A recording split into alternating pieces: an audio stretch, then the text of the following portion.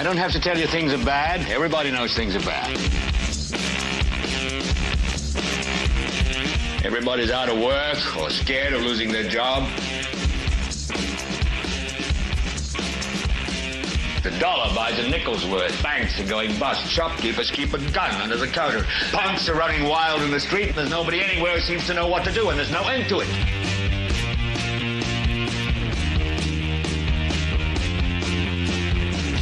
The air is unfit to breathe, and our food is unfit to eat. And we sit watching our TVs while some local newscaster tells us that today we had 15 homicides and 63 violent crimes, as if that's the way it's supposed to be. We know things are bad, worse than bad. It's like everything everywhere is going crazy, so we don't go out anymore.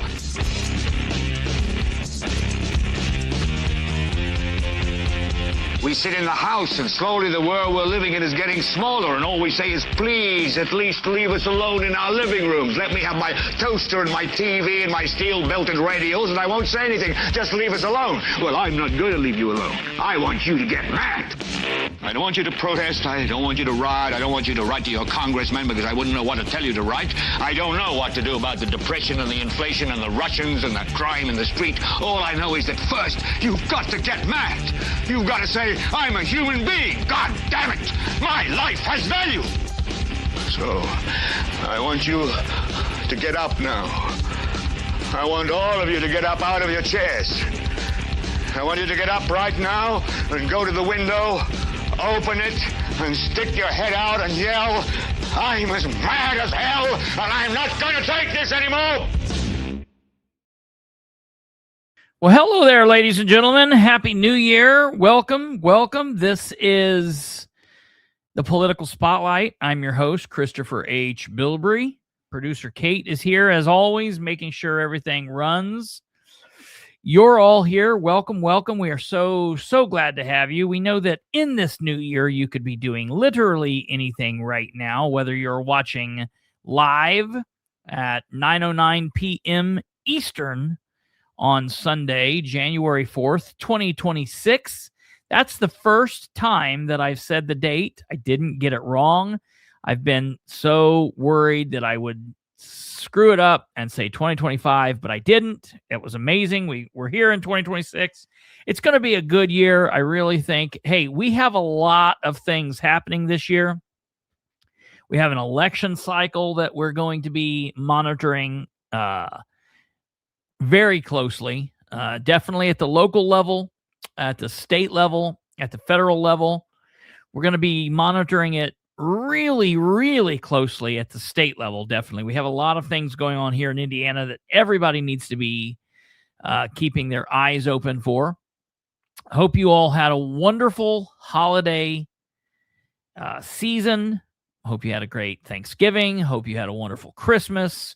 Hope you had a wonderful Hanukkah or whatever other weird, bizarre. I'm just trying to be as racist as possible.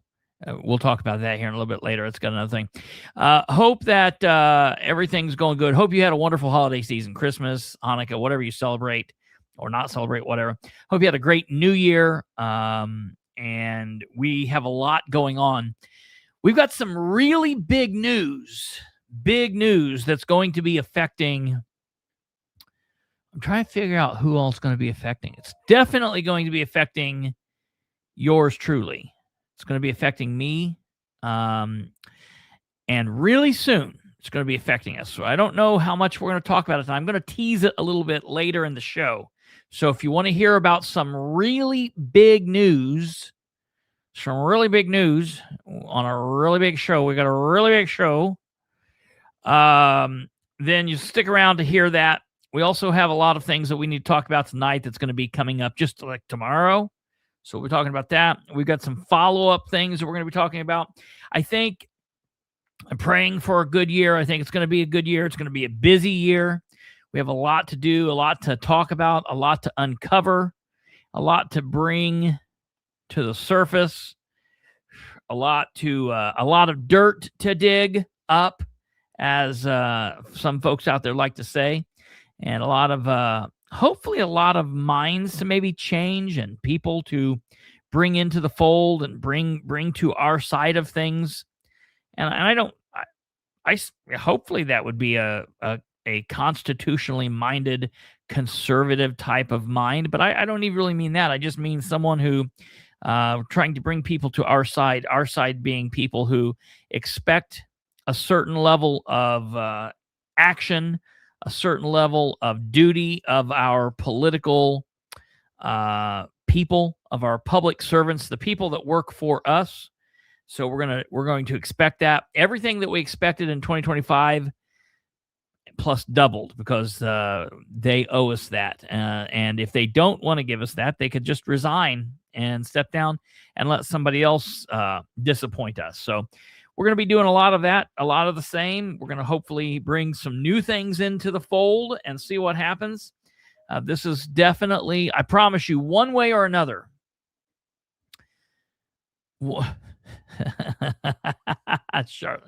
Charlize. You mean the lobster eaters? Is that what you mean? The lobster eaters? Is that what you're talking about? I see what you just sent to me, Kate. I don't know. I think maybe it is. I'm not 100% sure. I haven't done. I've been unplugged for the last couple of days, ladies and gentlemen. So there's first and foremost, I guess I want to offer up. I'm not going to say, I can't say much about this, but there is definitely an unspoken prayer request. I guess this is kind of like church service now for a moment.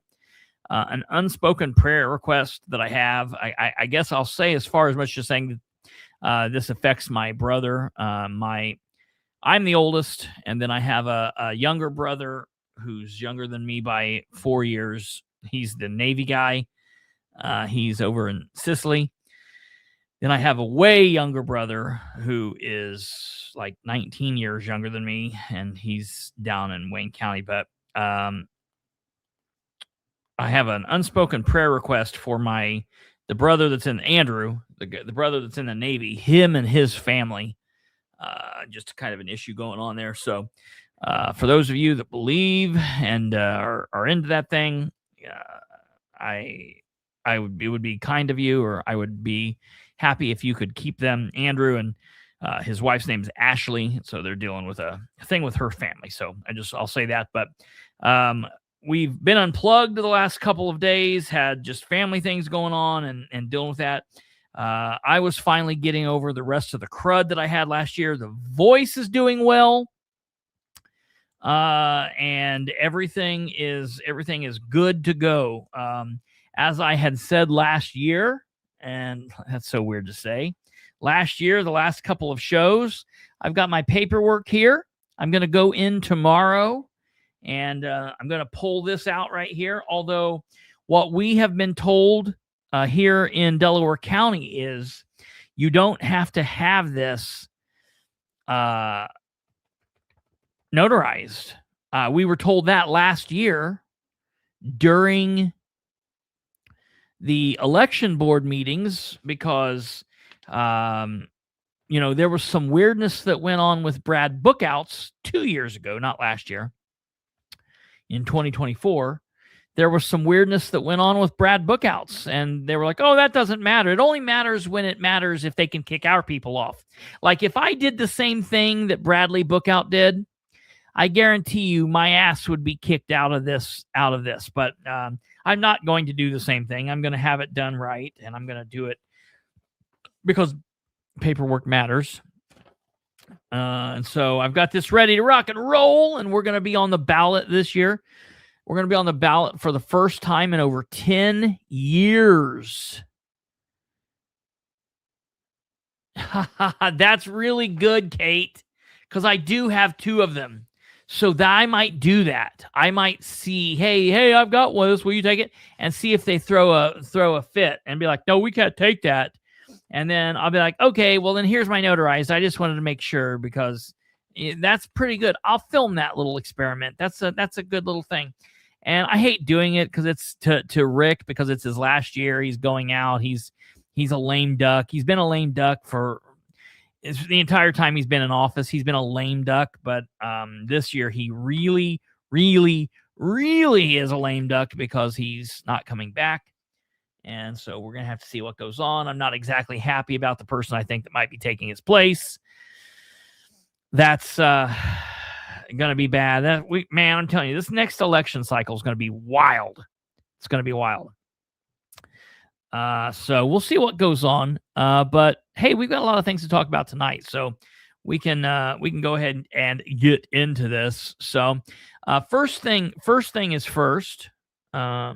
We should have a coming out of retirement party. Yeah. Yes. You mean for McShirley?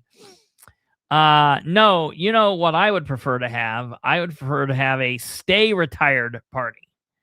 I would prefer to have a stay retired. Don't come out of retirement. Stay retired. Don't get reelected. Don't do any of that. We don't want to see you here. I don't know who else would do it. You know, look, I'll put it to you this way. If some idiot has to do the job, you know, it might as well be Sharon McShirley. You know, I mean, she's the best of the idiots, I guess, to do it. You know what I mean? It is what it is.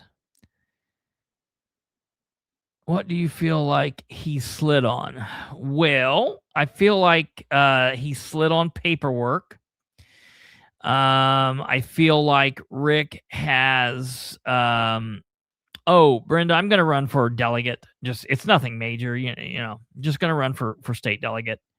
I'm not interested in serving as an elected official on a daily, weekly, or monthly basis. I feel like I do what I do here. I offer up what I offer up here, and I don't want anything to get in the way of that. But I am going to file to run for delegate, and I will offer my services up that way. But Rick, I think Rick has slid on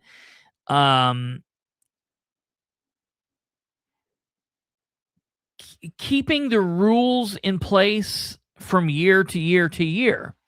So 1 year they kick people off the ballots for minor paperwork mistakes. Minor paperwork mistake. What I would consider to be Scribner's errors. They'll kick people off the ballots, and it's party driven.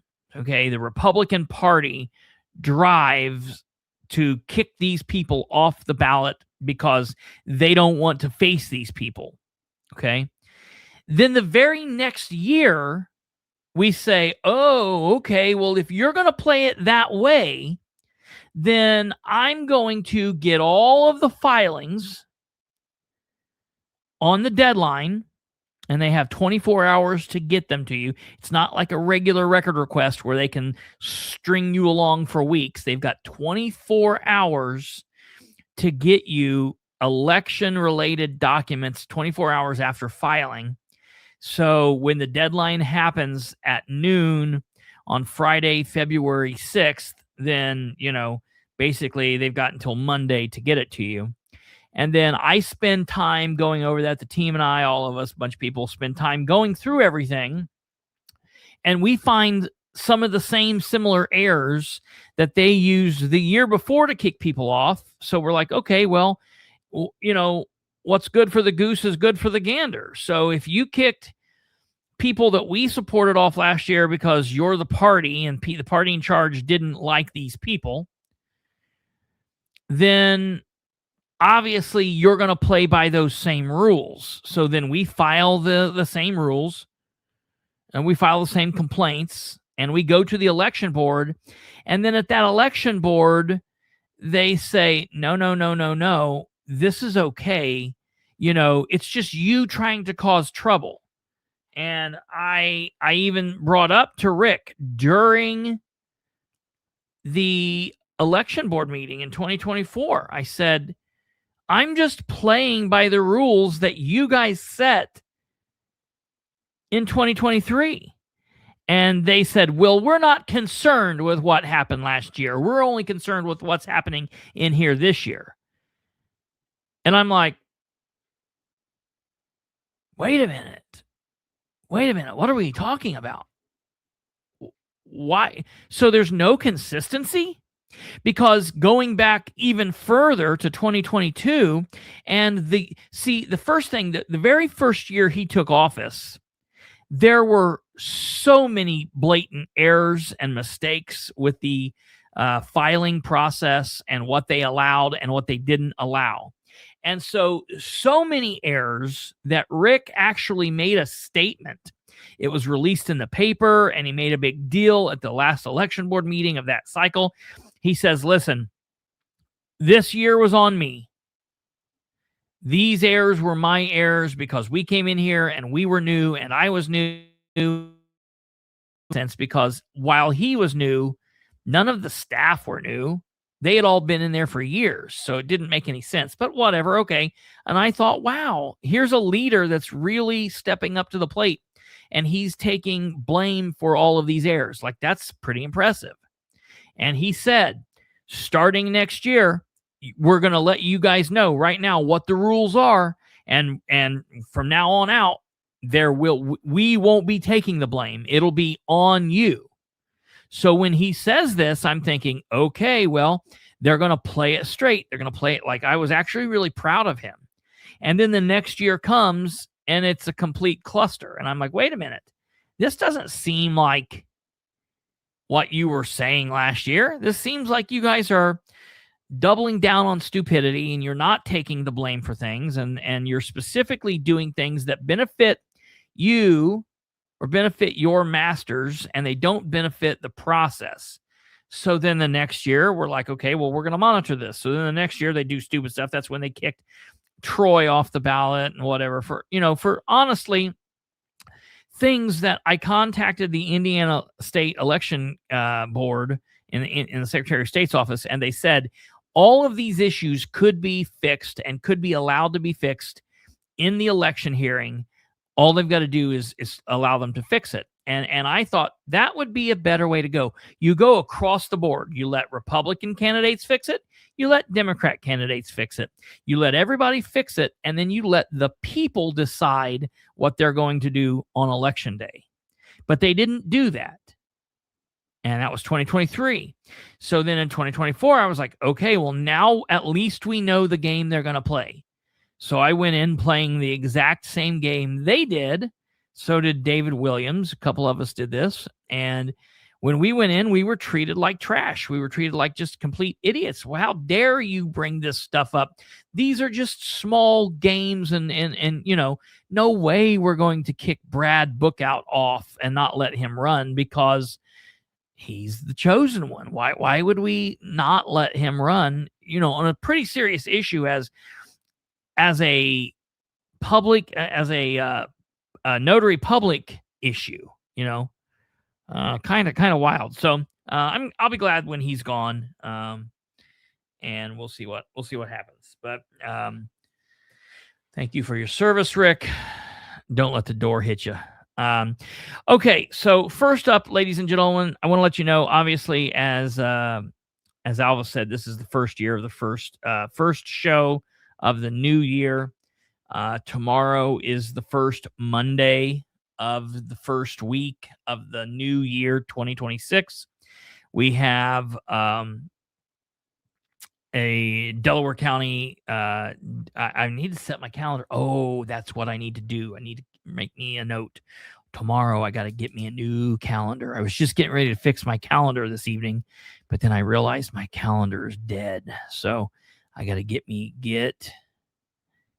new 26 calendars. I got to get 3 of them. I got to get one for the wall, one for here, and one for right here. And so it's Monday. We've got a Delaware County Commissioners meeting, Randolph County Commissioners meeting. We've got Muncie City Council meeting tomorrow evening. There should be a Winchester City Council meeting unless they've canceled it for the 3rd. I don't know. Kate might look about, unless she's real busy. But I don't know if they cancel it. We'll get something up here in a minute. So there should be a Newcastle City Council meeting tomorrow, 6:30. Winchester, if it is 6. And Madison County Commissioners Tuesday. So there are a lot of first of the year meetings. Thank you very much. Most of these government meetings, unless they took care of their organizational meeting at the end of last year, they will be taking care of their organizational meetings, meaning they will be voting or talking about when the rest of their meetings will be held for the rest of the year. They'll be voting on who their president is, vice president is. If they have a reading secretary, they'll be voting on that. And so they'll be doing all of that. A lot of these governments will be appointing new people for this upcoming year in cities like Newcastle, Winchester, Anderson, Muncie, Indianapolis. Be looking for them to announce who their board of works people are, and who their various appointments are. There is a meeting tomorrow in Winchester. Okay. Nick Hess. Man, what is that? That name sounds so familiar. Ordinance 2516, amending text of unified zone. Ordinance second reading, Argyle abatement. So nothing major in Winchester. They've got a couple things on the board, but they do have a meeting tomorrow. Newcastle has a meeting. City of Muncie has a meeting.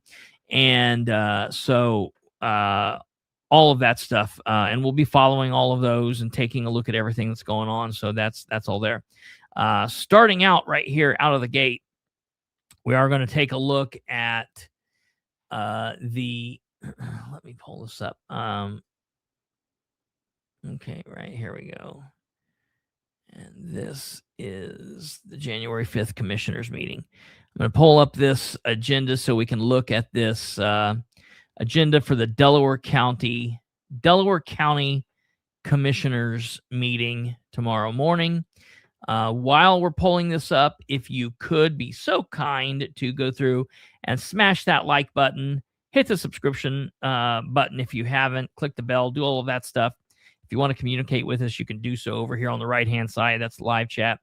And if you're not here live, if you're watching this via replay, you can comment down below, and we will get back to you either way. Okay, so here is the commissioner's agenda for tomorrow. And it looks like they're gonna just a regular meeting, call to order, pledge to the flag, roll call, reorganization, election of president and vice president. Now, this will be very interesting because last year, when Stephen Brand took over as commissioner, one of the things that I was greatly bothered by was this thing at the very bottom down here. Let's see where this is.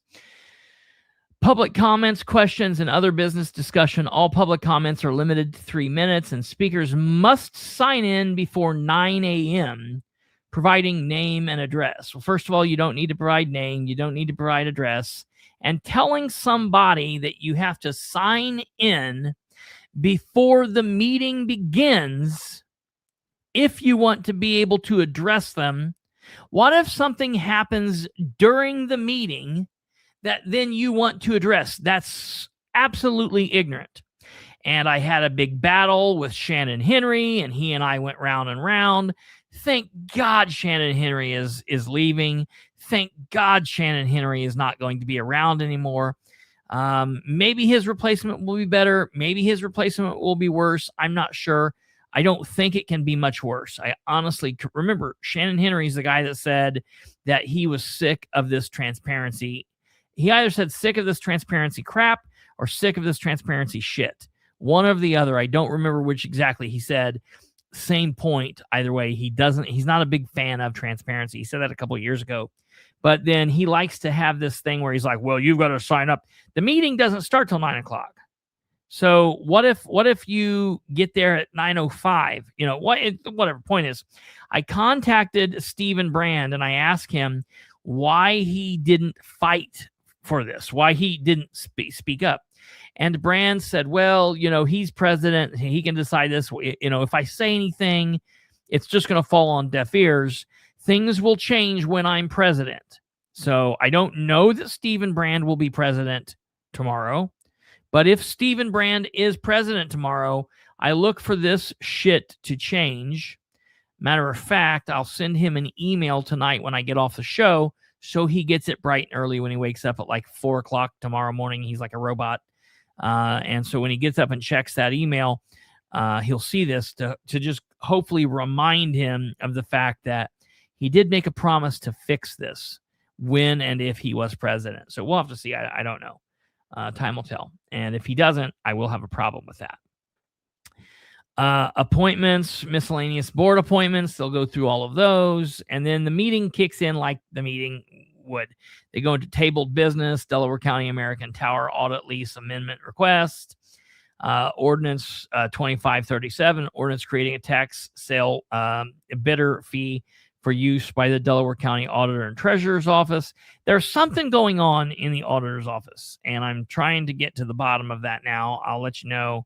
There's always something going on. There's always something going on with Ed, but I'll let you guys know as I dig into it more. I'm not going to talk on it right now. I just need to I need to get to the bottom of some things, so I'll keep you guys posted. 2532, ordinance vacating public right-of-way located in Delaware County, Indiana 400 South. I'd be interested what that is about, just because that's out kind of, I'm familiar with that area, so that'll be interesting.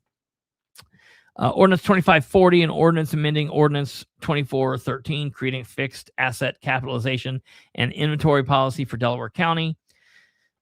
Heartland Scholar House, Commissioner's Deed Sale Addendum, Ed Carroll, go figure. Amplifund contract to Ed Carroll.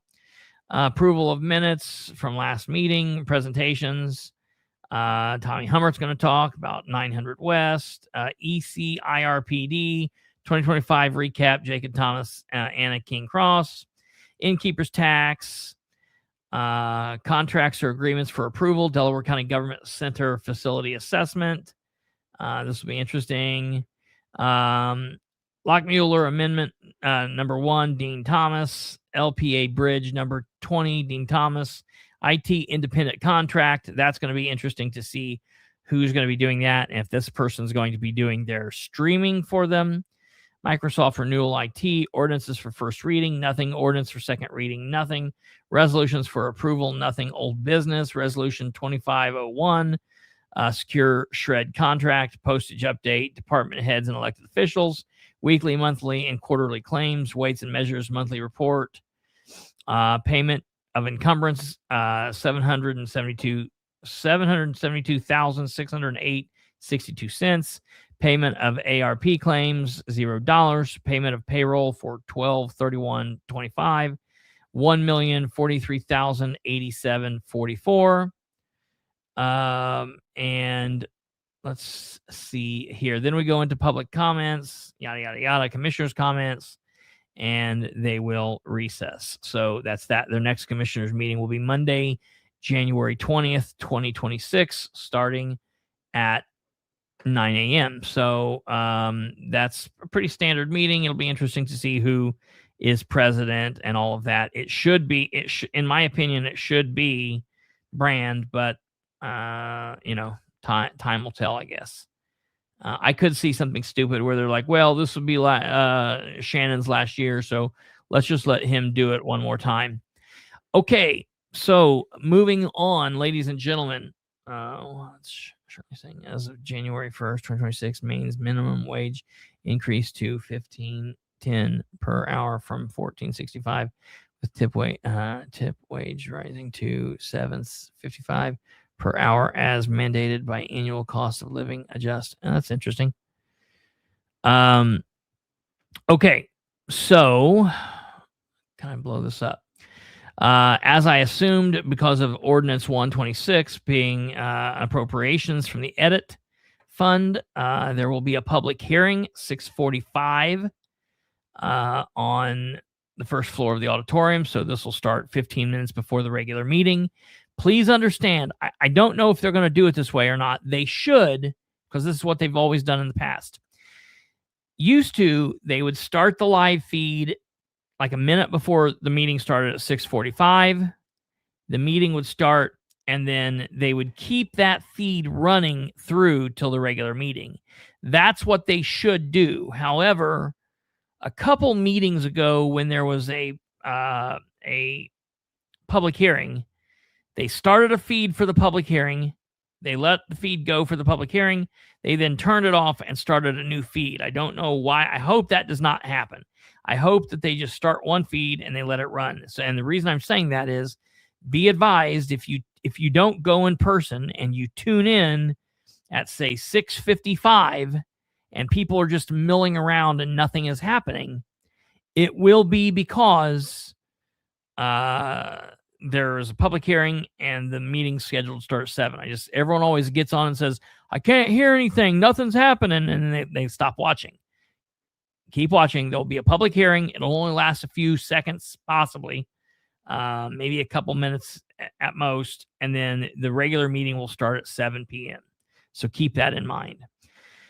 Tomorrow's meeting will be a little bit different than normal because the meeting will start at 7 p.m. They will go into the Pledge of Allegiance, invocation, citizen recognition. They will go through their roll call, and then they will go into the 2026 reorganizational meeting. And this will be interesting because, from what I believe I've heard, the council attorney is no longer going to be the same council attorney. I think that Gibson has put in his letter of not being interested. I think that could be wrong, but because the Republicans now run the council, they weren't going to rehire him anyways. I'm going to go ahead and give you my thought.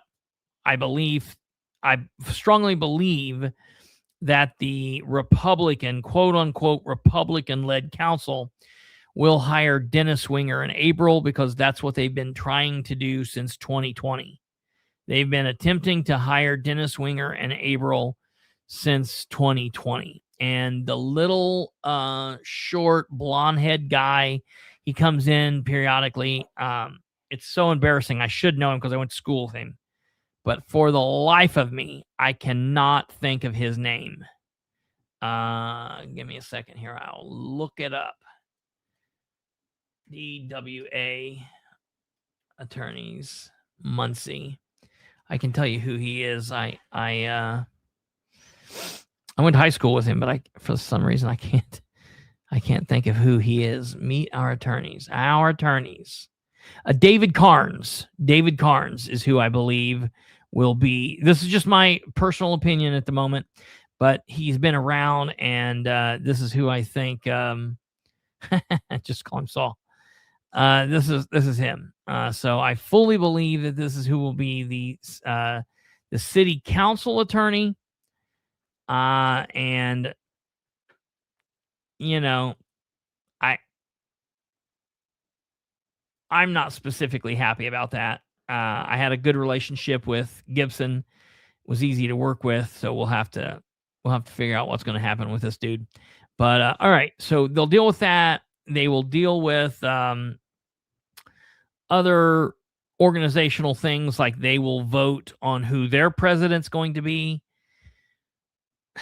Now, this is going to be crazy because their president, with the Republicans in charge, okay, they will be able to pick for their president from Jeff Green from District 1,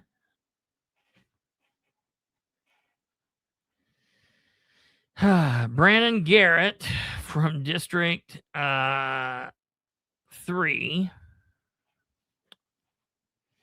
Dishman from District 5, which is really weird, remember, because these last two are Democrats. They're Democrats turned Republicans. So they will be able to pick from Garrett, Dishman, Green, Basham, and Selvey.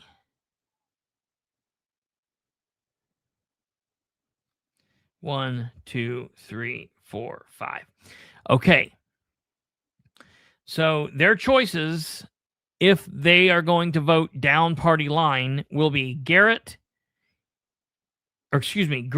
Garrett, Dishman, Basham, Selvey. Now, Selvey's told me countless times that she does not want it. She would not put in for it. And if they called upon her, she would politely turn it down, that she would not take it. So I appreciate that, because she knows that would not be her strong suit. So I appreciate that. So Selvey's out of the running. So now that gives us Green, Garrett, Dishman, or Basham. Now, Green's a good dude. I like him as a human. I'm not a fan of him as a counselor. Okay. I'm not fond of him as a counselor at all.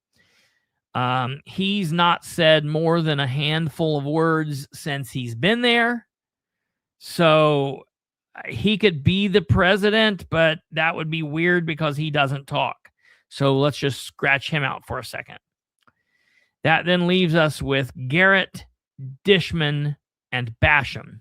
Now, out of those three, the only other real Republican kinda is Basham. Okay. So we'll circle him. Although he's very similar to Green. He might actually talk less than Green. I don't know. Maybe a little more. But there's no leadership there. So, I mean, man, maybe it would be Basham and he would take it like begrudgingly. But I just don't know. So if he doesn't take it, that leads us with Garrett and Dishman. And as Kate said, Garrett wants the thing. Garrett wants it so badly. Now, why he's an idiot is if he would have stayed a Democrat and the Democrat would have had control, he very likely could have been president this term. But because they flip-flopped and gave the Republicans the control, I don't believe that we'll ever see a period with Garrett being president. Now, let me be clear. We shouldn't see Garrett being president. Garrett's not a leader. He's not even really a follower. He just kind of is stagnant. So that's that. Dishman, we've already seen Dishman as president, and it's disastrous. I don't think it's going to be better 3 years later. So, I don't know. I mean, I honestly, I think Basham's the only person it can be. I think Basham will be the quote unquote, like Stumblefoot says. I think it'll be Basham. I think the others will vote him in, and then it'll be like he's won an Oscar or a Tony or whatever. I don't even know what a Tony is. Kate freaked out, but yeah. He'll have acted like he's won something, and it'll be a big thing. But I don't know. Really, really crazy. Really crazy. This isn't his last year. They've got 2 more years. The city council. The city council has 2 more years because they don't run until 2027. So we'll see what happens. From there, then they will move into the appointments of boards, and this is the council's discretion. Beech Grove Cemetery Board 2 appointments, Edit Building Corporation 1, Emergency Communications Board 1, Ethics Commission 1, Historic Preservation Commission 1, Metropolitan Planning Commission 1, MITS Board 1, Muncie Industrial Revolving Loan Fund 1, Muncie Land Bank 3, Muncie Fire Merit Commission 1. And I look for a lot of those to stay the same, probably. Real quick, going back to the president deal.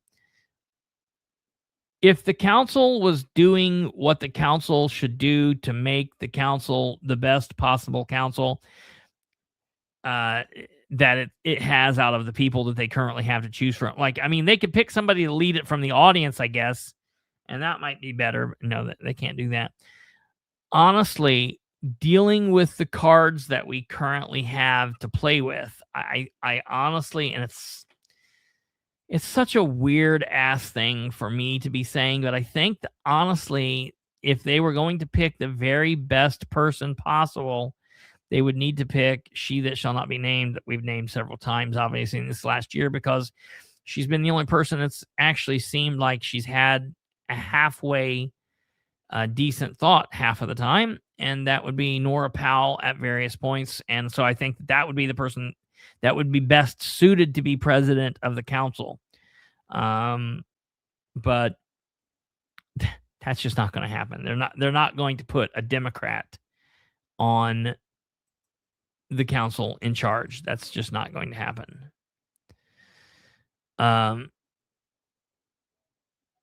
That's it.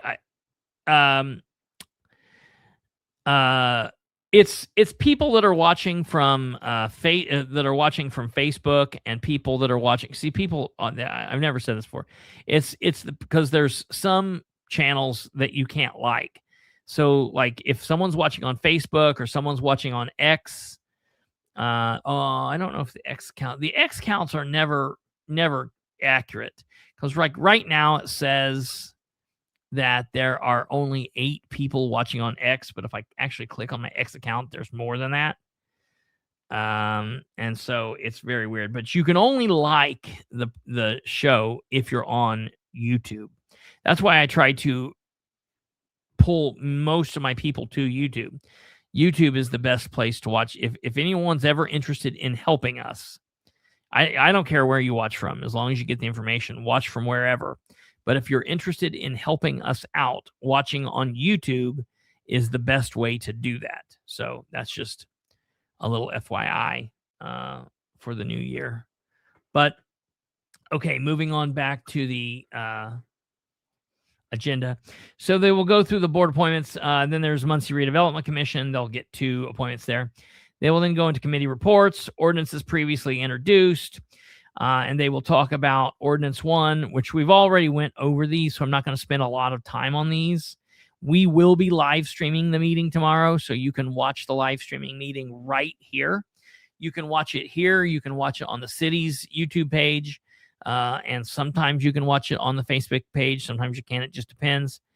I would prefer you watch it here, but you can watch it wherever. And as long as you watch it, whether you're in person or on YouTube, on their YouTube page or mine, I would highly recommend watching it if you're from Muncie and you can attend.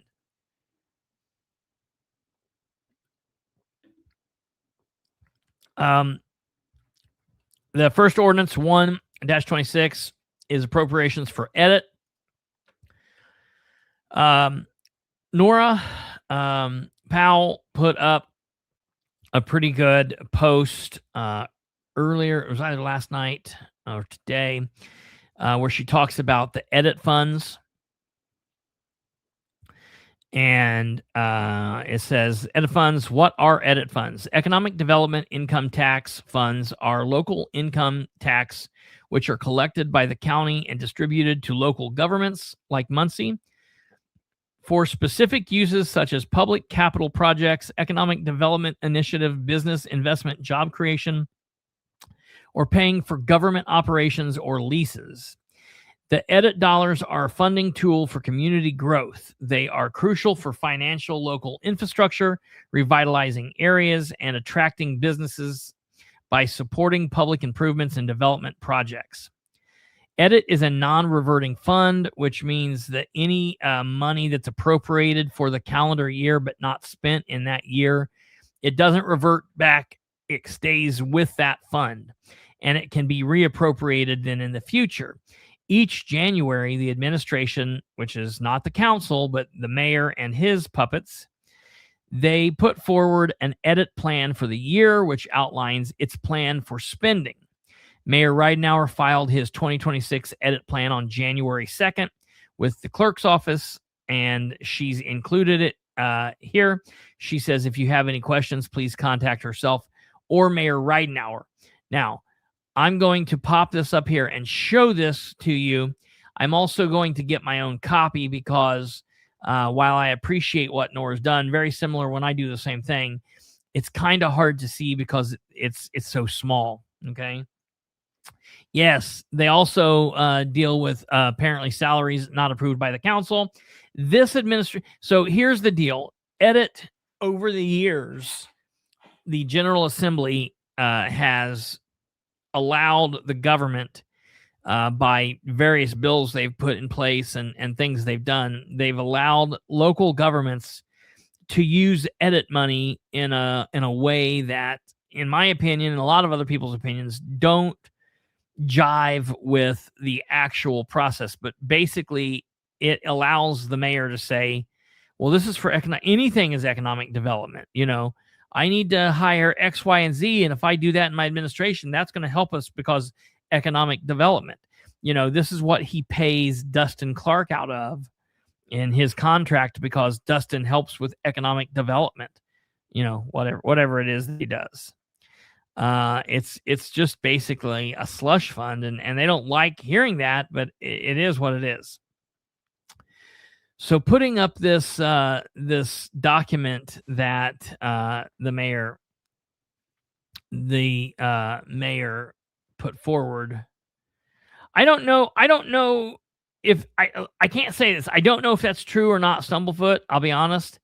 I don't think that her post is specifically a post saying what she believes or supports. I think she's just calling it as it is, which is what it's been used. I don't know. I can't say that, or I don't know that. I don't know. I honestly don't know. It would be interesting to know what her opinion is of this. That would be good to know specifically, because I believe one of these days she will run for mayor.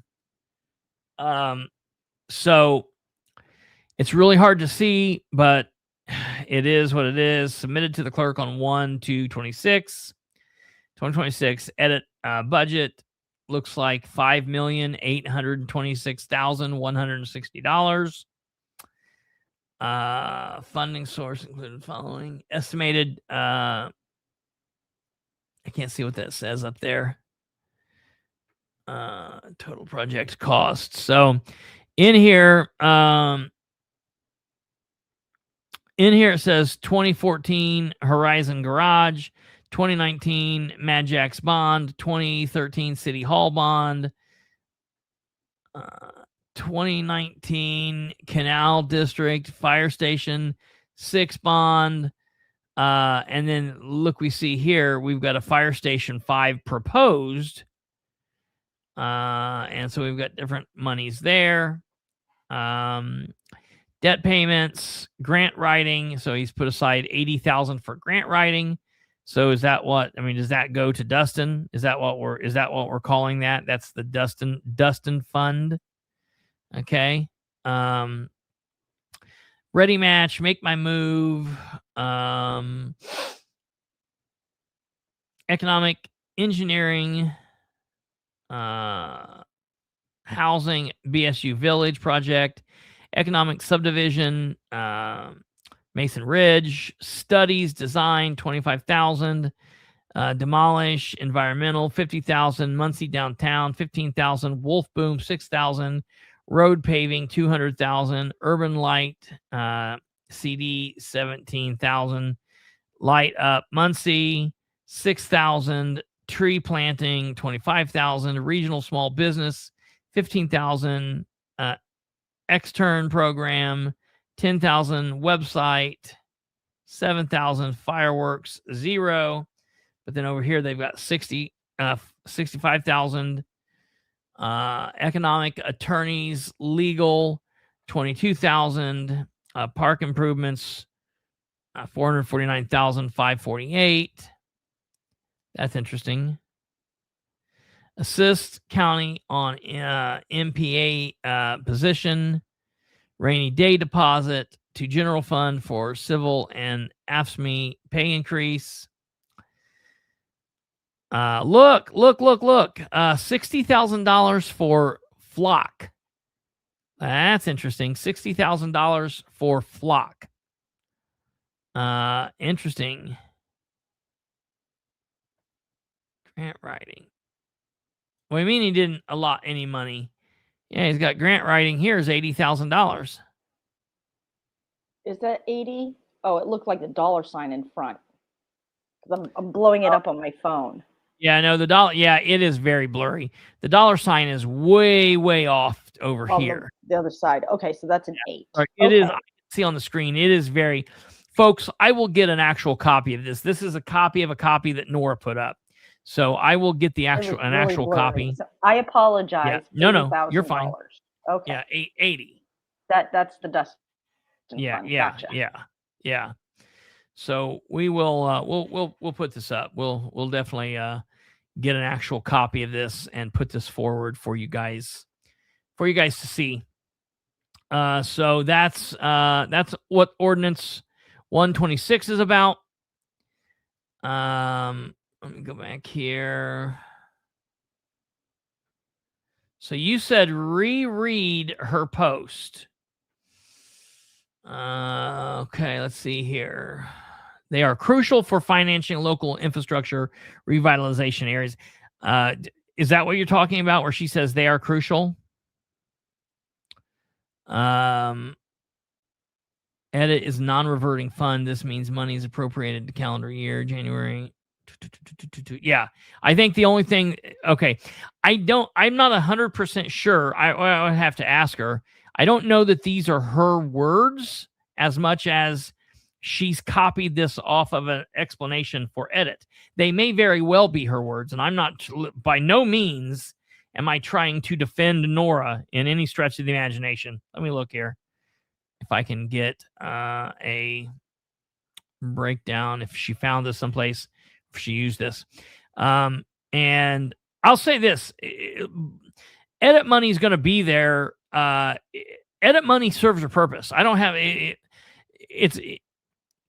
It's not like a mayor of Muncie is going to say, no, I'm not going to use any edit money. Edit money serves a purpose, and it is crucial. I will say that with her. If that is her words, it is crucial for proper economic development. I think it's the way that it's used is what people should have a problem with. If there are edit monies that can be used appropriately, because the city's going to get this money in. It's not like the city's going to say, oh no, Delaware County, state of Indiana, you've collected this $5 million. We don't want it. You keep it. We're going to get it. I think what you do with the $5 million is then should be looked at like what's going on. So if that $5 million is used appropriately, and it can be used to offset some actual things that should be offset, or it can be used to bring growth, jobs, and things to the community, then that is a great thing. Using the money over, using edit money to pay Dustin is asinine, and a lot of other people that they use to pay off this way. That stuff is nonsense. So it's that. And I get what you're saying. The bottom line, you would have to somehow, it's not, and that's not something that the local governments have done. That edit money has been put in place by the state legislature, and it's coming to us one way or another. And no government's going to turn that down. So it's really, to me, the gripe should be how that money is used. That money should be used for what it is intended for, rather than the mayor to pay off his buddies, he or she to pay off their secret love children or boyfriends and girlfriends, whatever is getting paid, that's not right in line with economic development, actual economic development growth. That stuff should stop. But, it's like any other, all taxes, theft. So that's that. That's the thing. That's what I don't understand. And I need to find, we need to get an understanding, because it seems like when you hear throughout the entire year, it just doesn't seem like $6 million is it. That does seem weird. So that is definitely strange. Okay, so moving on from there, we're going to take a look now at ordinance 2026 being a resolution. Now, this is weird because I don't know what this is because it's in ordinances, but it's called a resolution. So as I talked to you guys about this last time, I need to, let me make a note on this. I need to contact the clerk's office tomorrow and find out what this exactly is because it's in ordinances and it's titled as it is a, as second ordinance, but then it calls itself a resolution. Call clerk.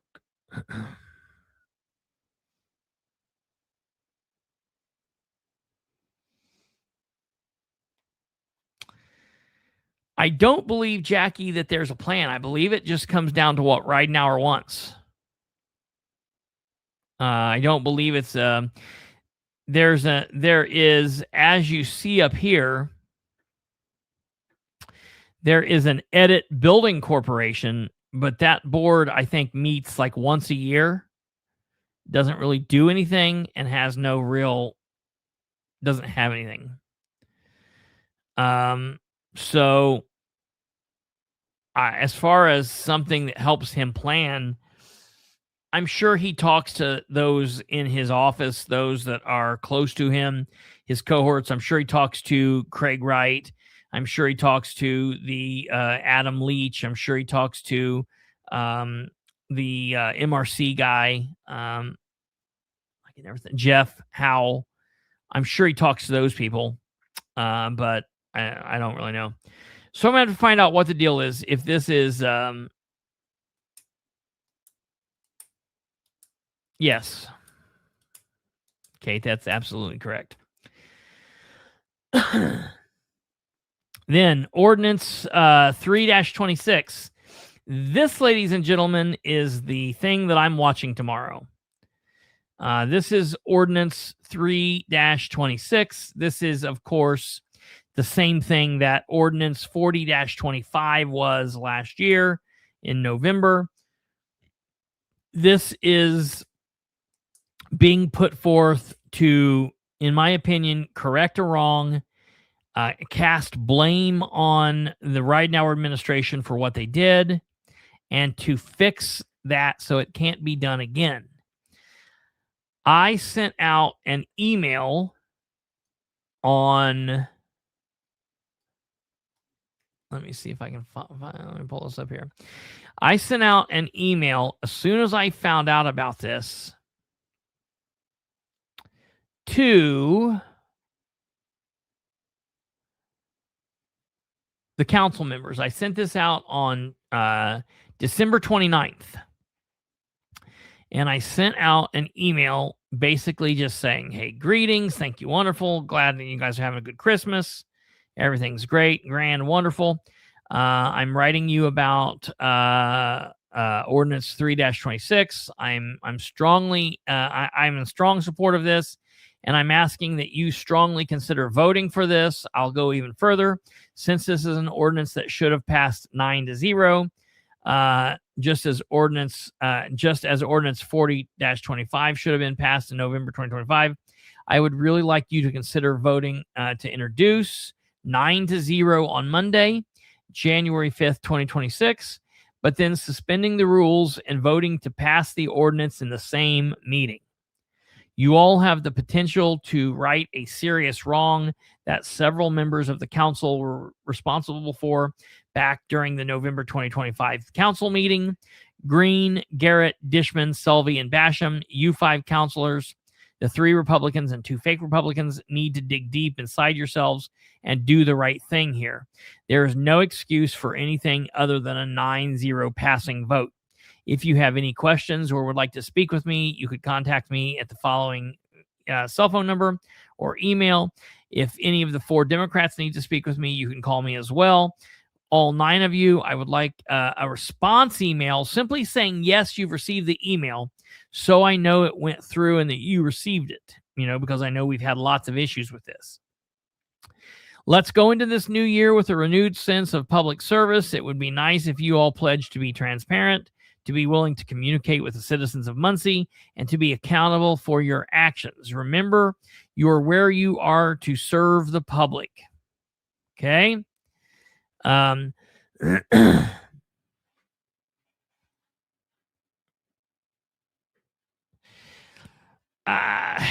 Here's the deal. In saying they'll just change their game up, this has never been something that's ever happened before. So, I mean, I don't know. I really don't know what they could do to change this. I mean, yeah, all they got to do is take something to one of the Republicans and say, look, we want this passed, sign it and pass it and put it up there. So sure, they can do that, but it still is going to fall on their responsibility, and we'll know who to officially, formally blame. Because for this, now we're like, well, look, the Ridenhour team put this forward. Basham didn't, and Basham's like, well, you can't blame me. I didn't do it, and all that nonsense. So at least this causes us to know, yes, who we can blame for this. I still blame Basham because he's not said shit about it, and he's acted so weird about it, but we know why he's doing that. So I ask for this, okay? And I asked for them to send a follow-up email. And this was on the 29th of December. So that was 1, 2, 3, 4, 5, 6, 7. That was 7 days ago. No, they don't care. They certainly don't care. They certainly do not care. That is 100% correct. So I asked for them to follow up to this on the 29th. And I received, on the 29th, I received an email from Harold Mason, who says, yes, he received this. So I appreciate Harold. He didn't go into any further, Catherine's rubbing off on me. What do you mean? I've been doing this since I've been 10 years old. I'm rubbing off on Catherine. What the hell are you talking about? Catherine's a pup here. She's only been doing this since 2020. Wrong side around.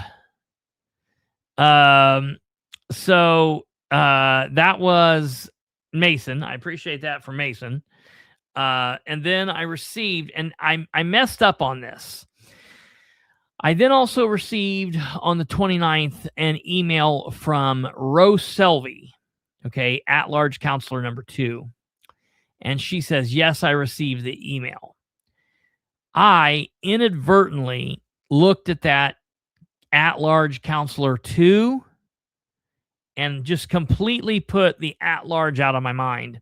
And I thought that this was Nora who had responded because she's District 2 counselor. So I put this out. He's not running for mayor. He might be announcing something, but the mayor is not up for re-election, not until 2027. So he is not currently running for mayor. He might say that he's going to be doing that, but he can't even file paperwork. The only things that are currently up for election in this year are national offices, state offices, or county offices. There are no city offices that are up. They can't even cross-pollinate like that. The city election won't be until 2027, and I'm sure he's announcing it. I think he always announces like way, way, way, way in advance, which is fine. People can do that, but you can't formally file. I think the earliest he could formally file like an exploratory committee would be after the primary, would be after this primary.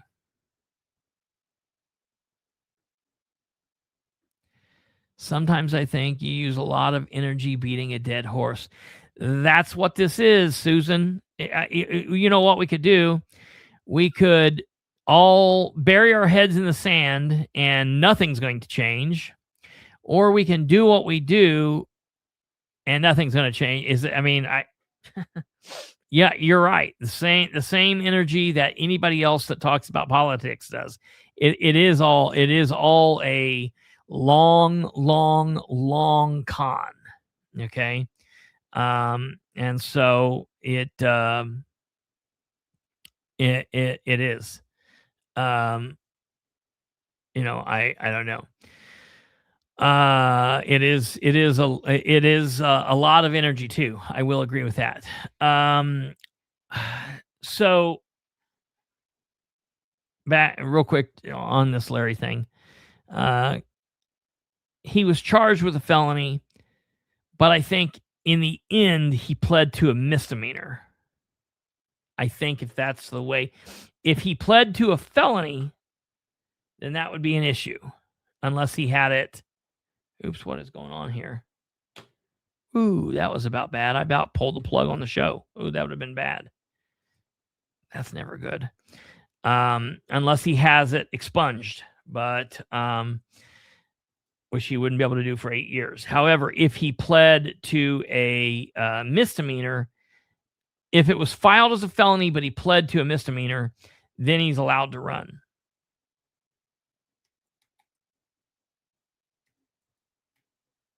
Let's see. Doop. What does anybody know what his middle initial is?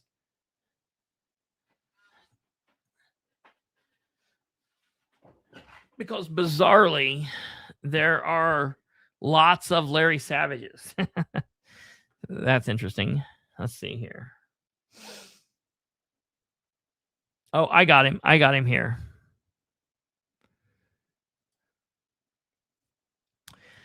So he was charged with a felony. He was charged with a felony and a misdemeanor. And he boop.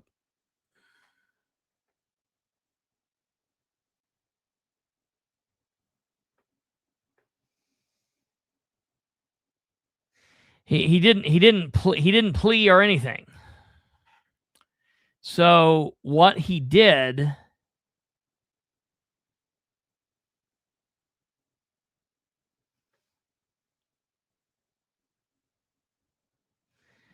was he filed a pretrial diversion agreement. And I'll try to get a copy of that agreement. But it should be, it should either, is pretrial diversions either 6 months or a year. And I think with a misdemeanor, it would be a year. But if he stays out of trouble for 6 months or that year, whichever one it is, then this goes away. So, yeah, he will be eligible to run for office. No question. No problem. But he just won't be able to legally file until this exact time, 365 days from now. So, well, I'll tell you exactly when.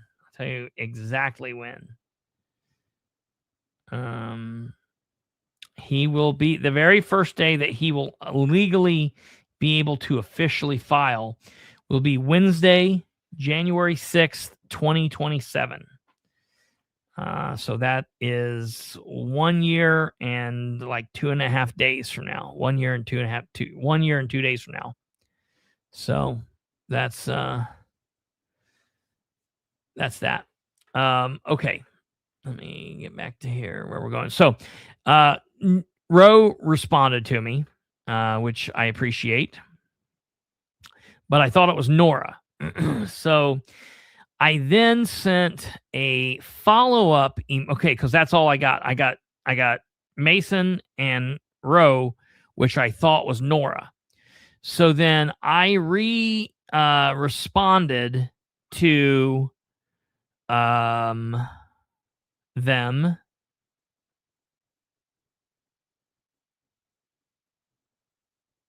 Oh, let me find out where that is at. I was looking at the wrong thing. I responded to them then on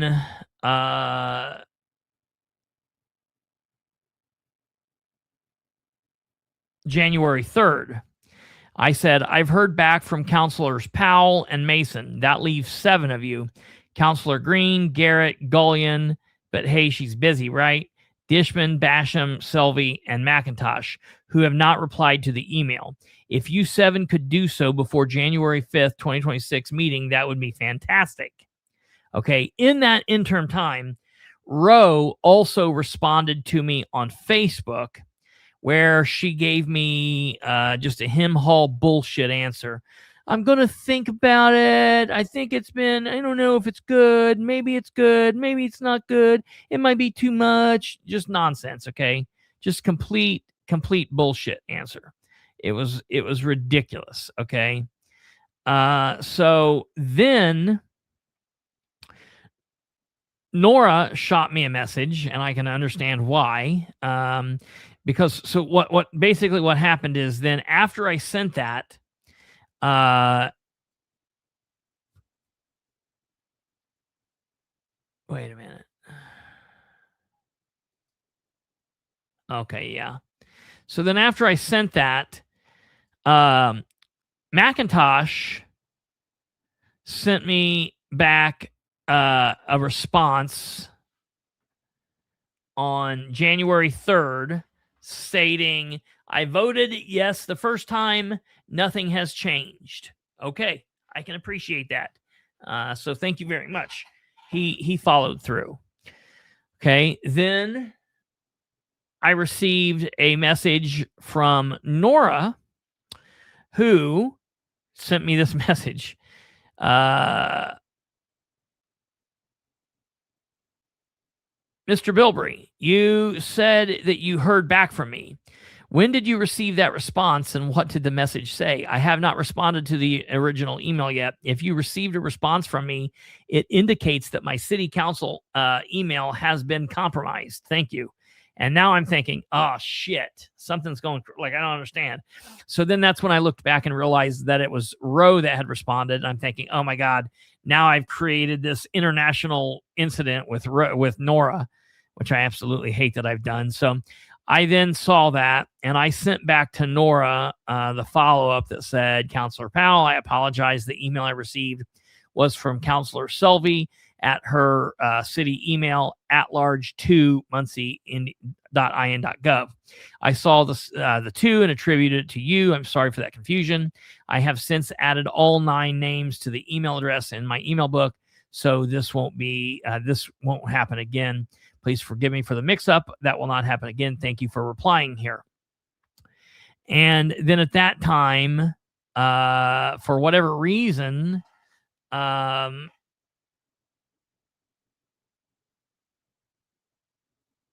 Macintosh responded again that he would still be voting for it even a second time, which I'm happy. So I said, cool, very good. I appreciate that. I don't know why you keep responding. Like some of them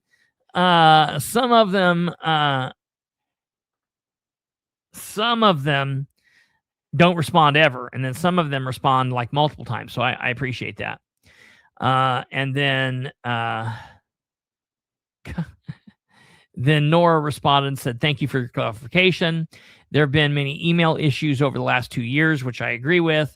I've wondered if someone other than myself was accessing my city account.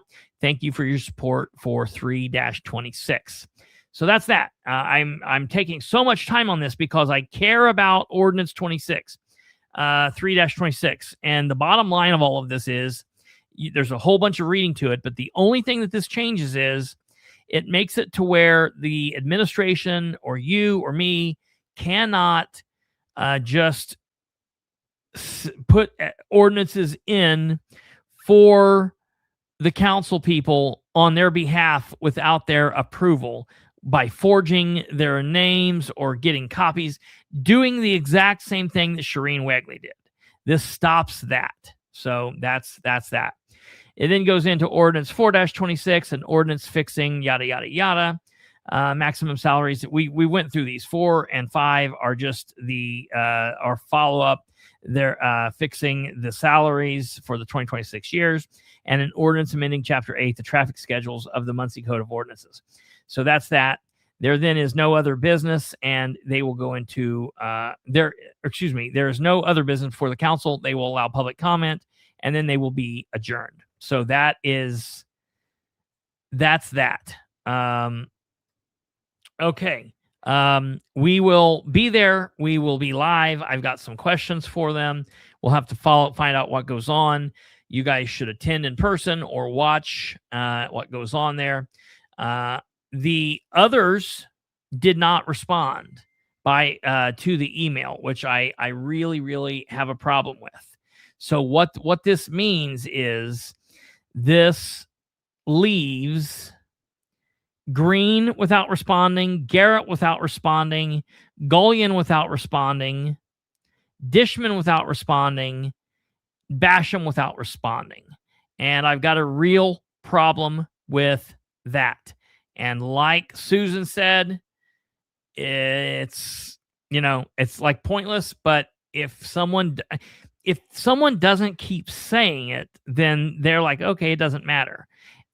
Continuing to call them assholes for not fulfilling their duty is something that people should be doing. So again, I said maybe Sarah didn't respond because Sarah's already in campaign mode, and so therefore, she doesn't care. I don't know. We'll have to see what goes on. I don't know.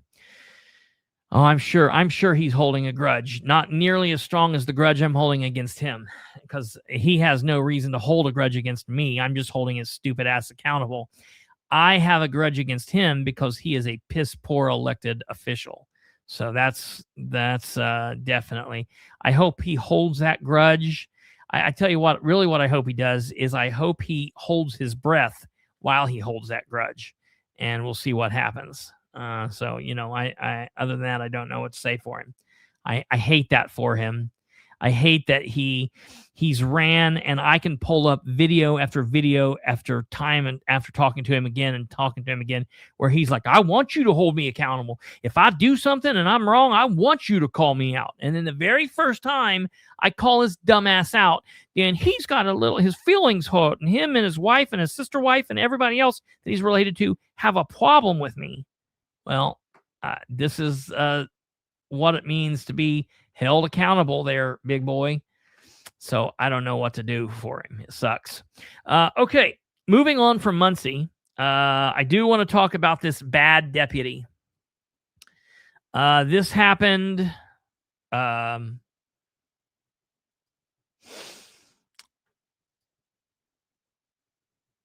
Back on your copy of the edit budget, can we start a petition to get someone in the mayor's office to be able to scan documents to learn?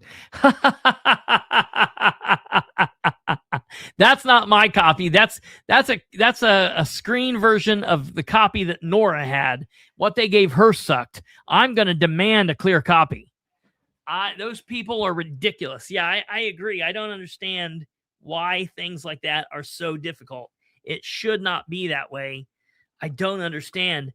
It's very much like we are governing in the 1980s still. So crazy to me that it can be like that. Totally nuts. That's crazy. Okay, ladies and gentlemen. Why can't we get stuff that's in a searchable text format? Yeah, right. Yes, it's 2026 already. Okay, ladies and gentlemen. So I first gotta. Someone sent me an email about this. Like, it seems like they sent it like an hour or two after it happened. So I must have been contacted. I don't know. Someone close to the situation must have got a hold of me. But someone said, you're going to have something bad to talk about from Blackford County again. And again, I want to be clear. I'm not somebody that this is not like Cop Watch, Cop Audit. There's a lot of good people out there that do that. All bad cops should be monitored, should be watched, should be called out, should be fired and removed. The cops that are not bad, not good, they should be retrained until they are good. And if they can't be, they should be fired. And all good cops should be promoted and should teach others. And we need good-minded people out there. The reason I'm talking about this is because now it seems like there is some kind of a systemic issue in Blackford County that needs to be addressed. So I want you guys to listen to this, okay? This is a probable cause affidavit from the Muncie City Police Department, and this is on an arrest of Tyler M. Wood. Tyler M. Wood. And Tyler, ladies and gentlemen, is a well, let me just show you right here. I'll put all this up on the screen so you guys can see this.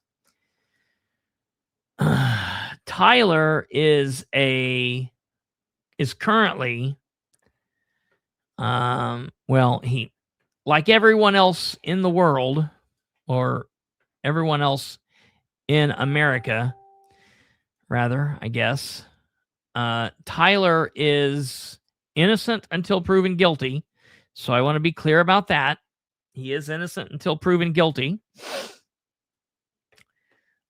Here he is on the day that he was sworn in as a police officer in Blackford County.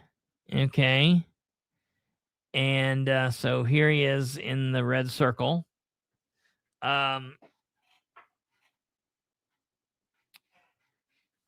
Deputy Wood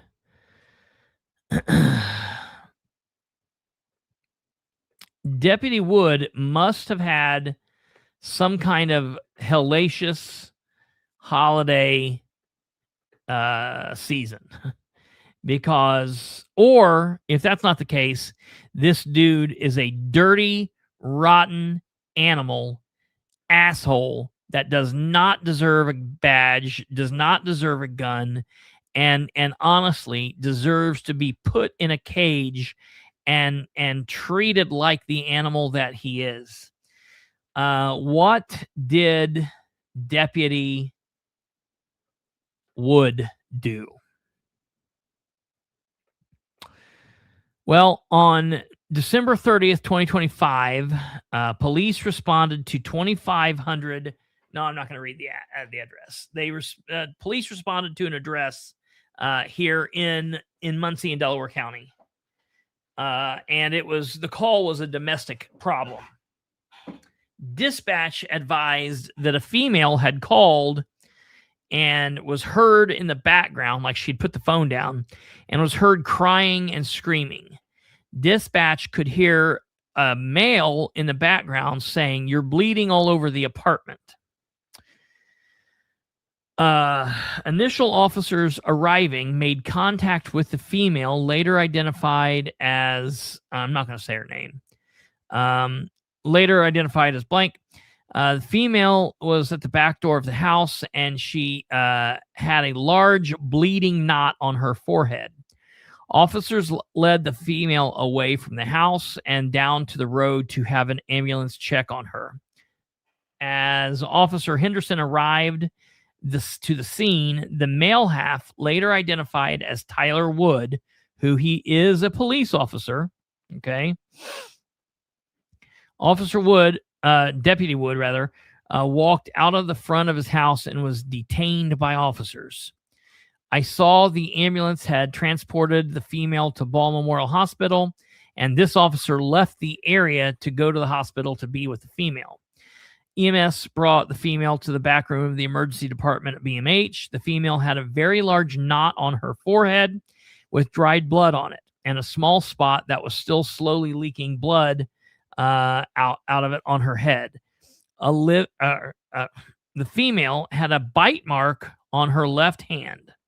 The female had redness on her right leg above her knee.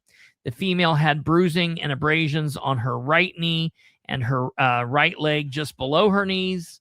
The female had what looked like an older bruise on her lower right leg. The female had blood on her feet. She said that that's where it had dripped down from her head, and she had walked through it. The female had a small mark on her lower left leg below the knee. The female had redness about her upper right arm. The female had marks on her right arm near her elbow. The female had marks on her upper left arm and her right hand. The female had what looked like an older bruising on the back of her right shoulder and around her torso. This looked like the shape consistent with a bite mark. The female stated that that was from a week earlier, that Tyler had also thrown a piece of drywall at her and hit her in the shoulder. The officer took digital photographs of Olivia and her injuries. Shit. Well, you got the first name, whatever. I knew I was going to do it. Via Axon capture. The officer began to ask the female what happened during the current incident. The female advised that Tyler punched her in the head twice. The female stated that she then went from the couch down to the floor in an effort to protect herself. The female stated that Tyler punched her maybe 10 more times and then started to kick her. The female then relayed that she believed that the knot on her head was from when Tyler was kicking her in the head. The officer asked the female where all Tyler kicked her on her body, and she explained that he kicked all over her body. The female described that Tyler then got down onto his knees by her and told her that it was all her fault. The female advised that she was using her hands and arms held up to shield her face from Tyler. The female stated that Tyler then bit her on both of her hands, like just absolutely insane. Could you imagine biting a person? That's absolutely nuts. Bit her on both of her hands. The female expressed that she was surprised that she did not have a bite mark on her right hand like she had on her left hand. The female stated that after the biting, Tyler went back up to kicking her several more times. The female stated that Tyler suddenly stopped battering her and started to walk upstairs.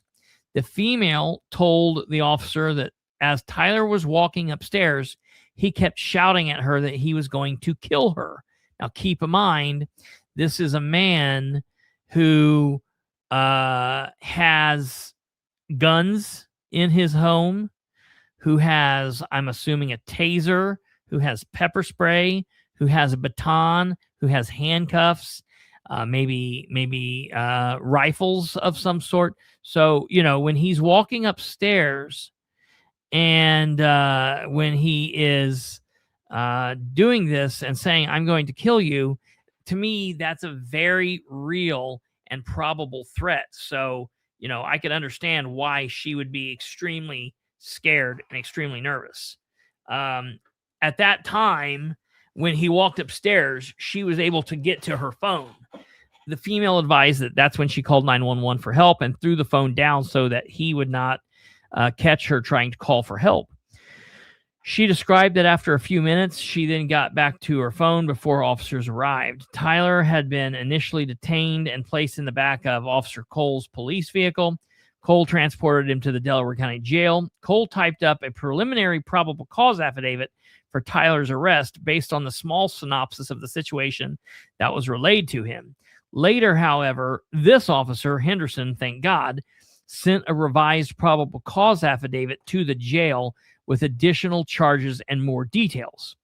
In the midst of describing the current incident, the female also told officers that on what she thought was 2 days prior to Christmas, the 23rd of December, Tyler had also battered her then and had strangled her with what she called a blood chokehold. She explained that because of Tyler's training and experience from his job in mixed martial arts training, he knew how to do vascular neck restraints that cut off blood flow to the head and would eventually cause a person to lose consciousness. The female also described that during the incident on December 23rd, 2025, Tyler was cutting off the airflow to the point that it was hard for her to breathe. The female described that she felt like she was at the verge of passing out during the strangling incident. And the officer affirms under penalty of perjury the foregoing is true and accurate to the best of my ability and belief. John Henderson. So this is a very just absolutely ridiculous and horrible situation. I mean, it's nuts. Mr. Wood here, this piece of shit, was charged formally charged. No thin blue line. No protecting the brotherhood or whatever people always say. They've charged him here with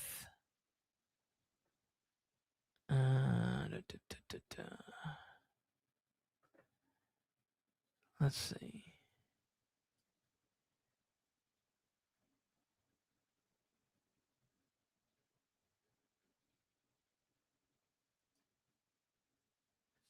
Okay.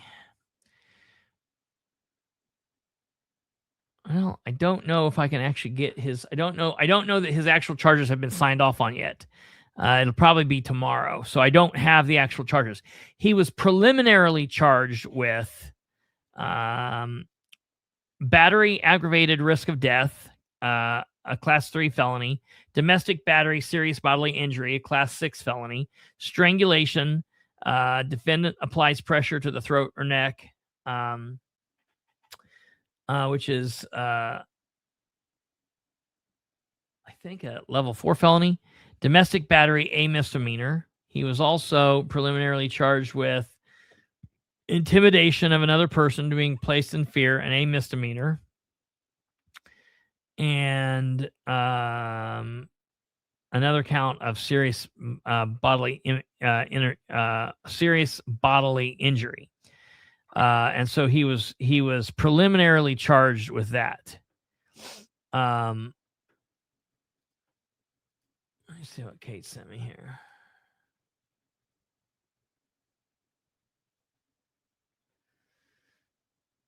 Yeah, what you sent me. Well, that's the other thing. Because of what? Where did you get that? Wait a minute. Hold on. Let me pull up this up and see if it's the same thing I've got.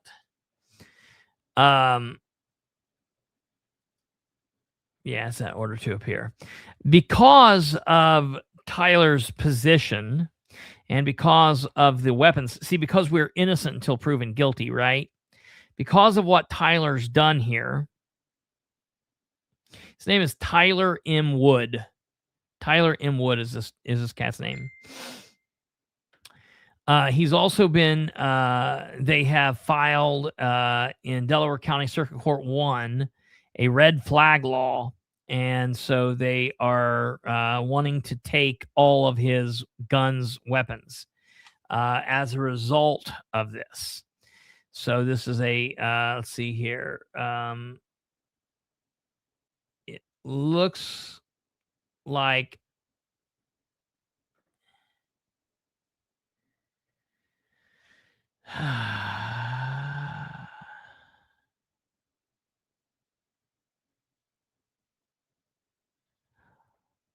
the charges are, let me tell you, the charges are going to change because, listen, so these are pre-charges by police officers. They're not attorneys. So they charge them. This happens all the time. When the paperwork goes to the prosecutor's office where they are, where they're attorneys, they're going to look and see and make sure what fits. I guarantee you these charges change. Now they might go up. They might not necessarily go down.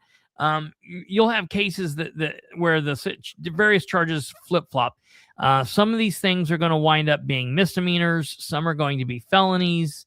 And so but I fully believe that this man, specifically because they went after red flag law, he's going to be charged to the maximum of what he's done here. And I fully believe that the public, the victim should all be happy with what he'll be charged with, because I think they're going to take this very, very seriously. So yeah, he won't be able to get out. It looks like they're going to be seizing his firearms in a couple days, but he's still in, so it's not like he can take them out and do anything with them. And if he did that anyways, that would just be another crime altogether. So this is a big deal. Was a big deal. Should be seen as a big deal. And will be seen. Continue to be seen as a big deal. The Blackford County Sheriff's Office put out a statement on the 2nd, and they'd actually, I think, put it out earlier than this. I think they put it out. This happened on the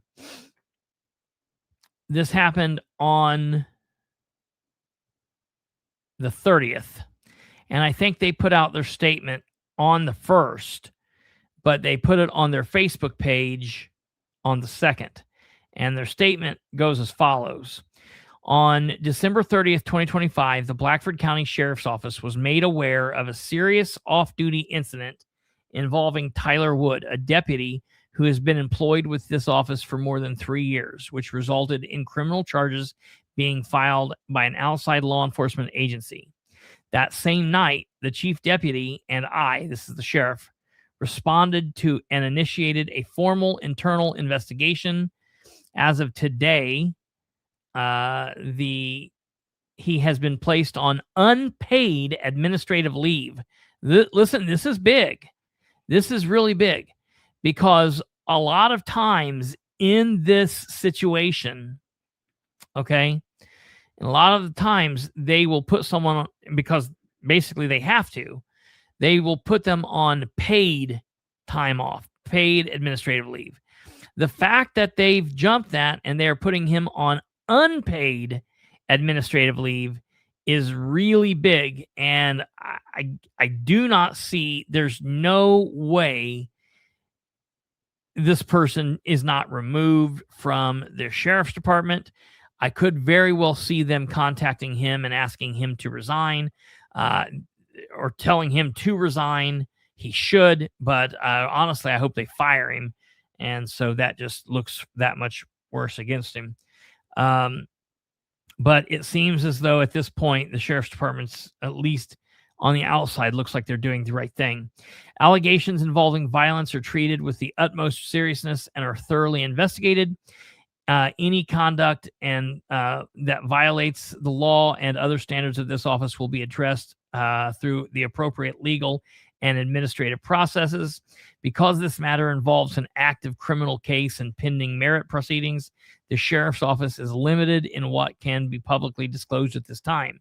The deputy is entitled to due process, as we all are. The case will proceed through the established legal and merit-based channels. Our responsibility is to ensure accountability, protect the integrity of this office, and maintain the trust and safety of the community that we serve. Sheriff Jen Heflin. So that's that. There have been a lot of people that have a lot of people commented, and a lot of people are supporting, obviously, the victim, and they are talking about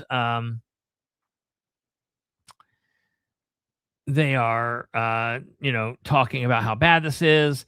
There was one person who posted, Sheriff Heflin did not need to post about this.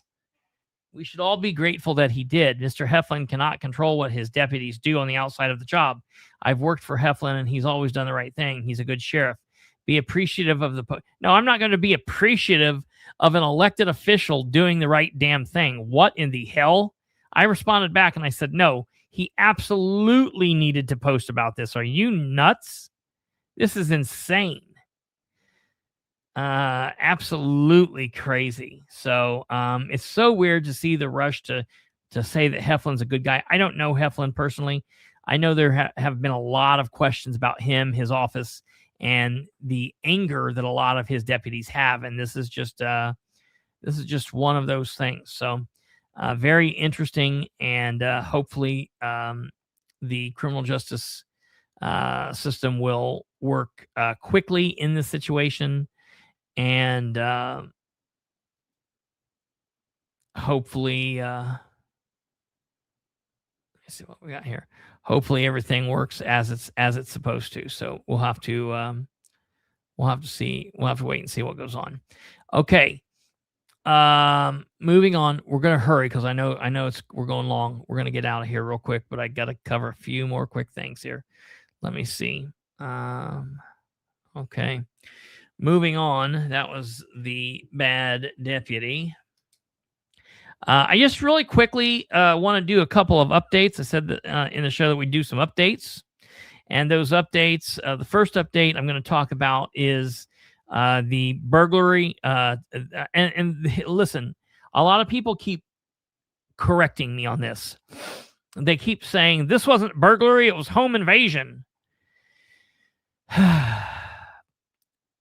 Home invasion are words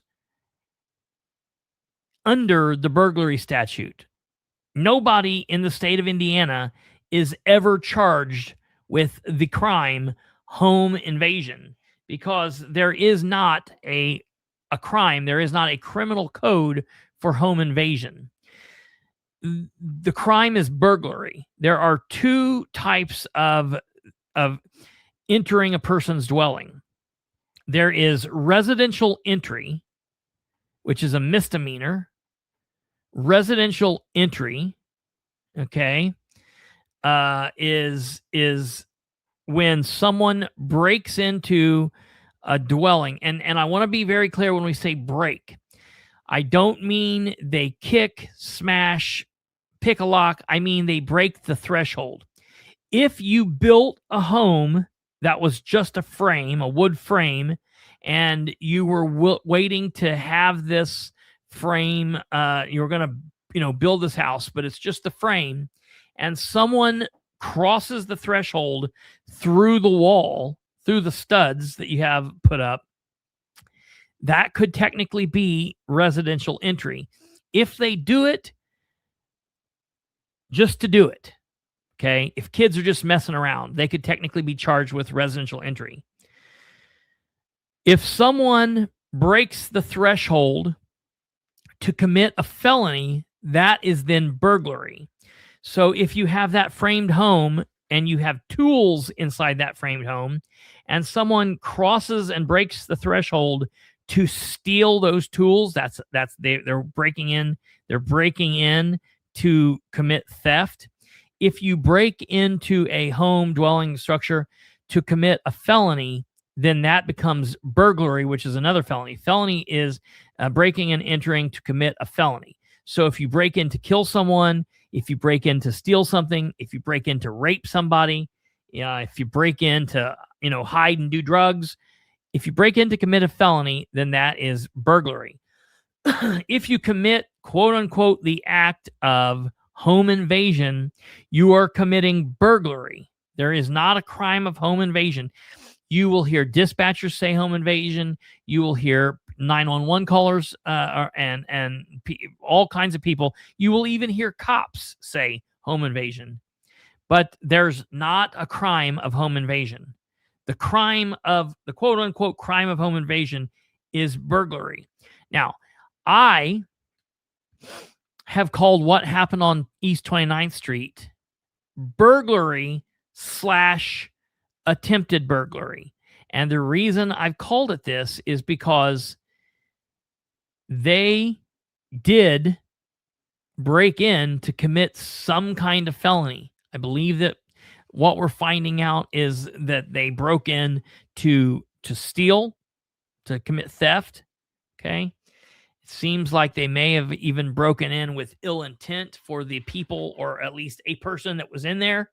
So to me, that's possibly broke in with attempted murder, with the intent to commit some kind of injury, which could be another felony. So they definitely had the purpose of committing burglary. And they did commit burglary in a sense. They broke in and they engaged in the actions to leading up to the felony. So it is a burglary. However, the second guy never crossed the threshold. So in his situation, he is attempted, but he's also, when they find him, can be charged with conspiracy. He'll also be charged with murder, a felony murder, because his partner died. People don't even understand that.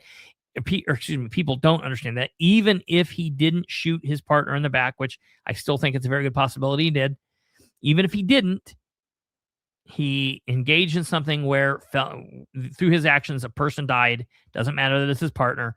He will be charged. I guarantee you he will be charged with felony murder. I will tell you this.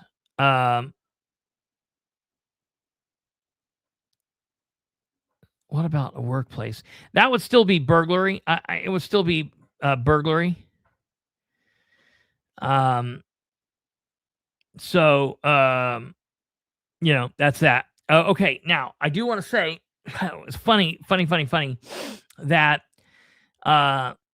the reason I bring this up is I do have everybody's been going crazy about why was Songer arrested? Why was Songer, which was the homeowner?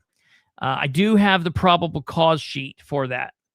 And Jordan Graham was the arresting officer from Muncie Police Department. He was preliminarily arrested for a Class 5 felony unlawful carrying of a handgun and a Class 6 felony obstruction of justice. Now, please understand what I'm reading. These are not my thoughts, not my opinions. These are the words of the police officer writing the probable cause sheet. On December 27th, 2025, at approximately 8:36, officers from the Muncie Police Department were dispatched to an address on East 29th Street in reference to a shooting. The complainant, Danny M. Songer, advised Muncie Police Department that a male subject had just kicked open the front door of his residence and had identified himself as police. Songer stated that he grabbed his girlfriend's handgun and fired it at the intruder until the firearm malfunctioned. Songer advised the dispatcher that the subject was deceased. Songer also made statements at this time that he grabbed the firearm from his girlfriend because he is not allowed to possess a firearm. Upon officers' arrival, Marcus Brown Jr. was located partially blocking the front door to the residence and suffering from multiple gunshot wounds. Notice it does not say, it does not say if there were any gunshot wounds in the back. They won't do that. That's what the autopsy is for. And the autopsy is complete. This report's out there. Okay. So unlawful carry if someone's a felony. That's what it is. Okay. If someone is a felon, quote unquote. Okay. So again, not mine. I'm just telling you what it is. Okay. Upon officers' arrival, Marcus Brown was located face down on the floor with hood up and white cloth face covering concealing part of his face. Brown was transported to Ball Memorial Hospital where he was pronounced deceased. Officers also located a silver in color handgun on the front of the porch residence unloaded. This is where dispatchers instructed Songer to place the firearm while on the 911 call. A dark-colored iPhone was recovered from Songer at the scene, and a phone was transported to the Muncie Police Department pending application for a search warrant.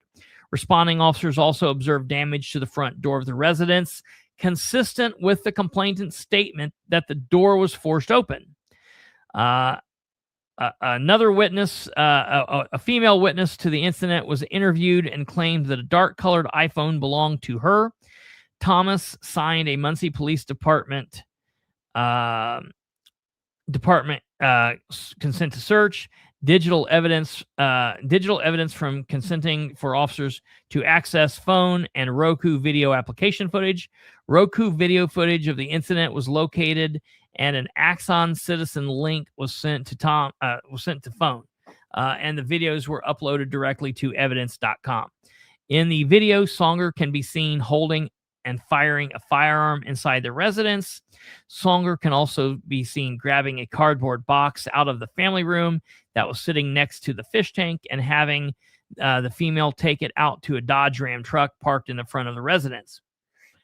The female admitted during questioning to taking the box full of marijuana to another address and giving it to another person. Officers responded to that other address and recovered the cardboard box containing vacuum-sealed package of a plant-like material. And so that's the report. The obstruction of justice was the marijuana deal. I don't think anybody's going to give two shits about that. I don't think whatever. Okay, so whatever's going to happen here.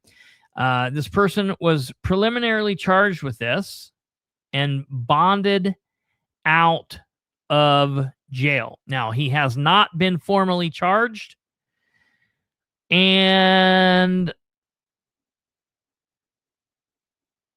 I don't know if he will be formally charged. I don't know. He's not been yet. So we'll have to wait and see what happens here. There are plenty of attorneys out there that would love to take this on. Guy Relford may very seriously take this on. Keep in mind, he has not been formally charged. So there are no pending charges against him in this matter. And so, I don't know what's going to happen here. What's funny is this has been something that I have been talking about because of the relation to the Second Amendment issue and a lot of other issues. Okay, here. The fact that there's an outstanding suspect.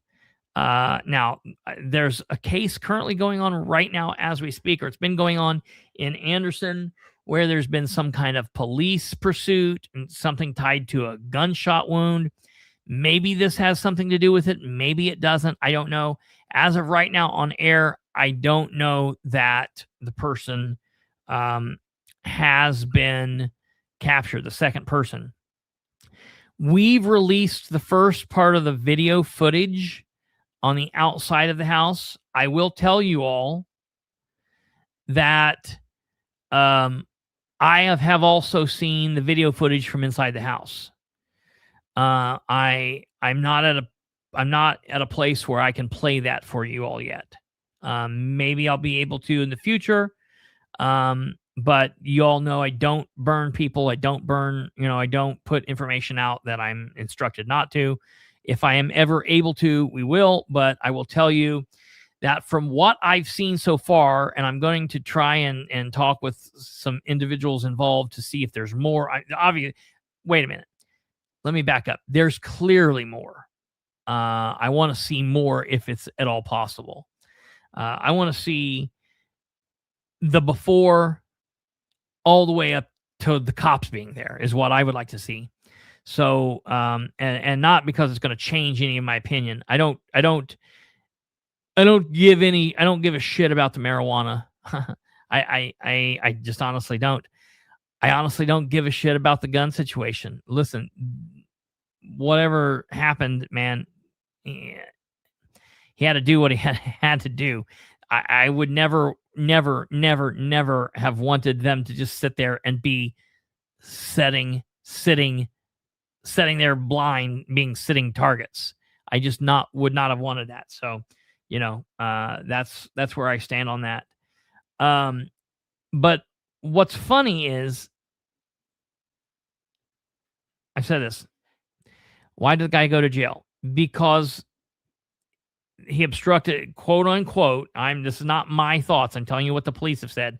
He went to jail because, number one, part of the investigation, he obstructed evidence because apparently what it's looking like is maybe they were there to steal drugs, and those drugs he had removed from the house before the police got there.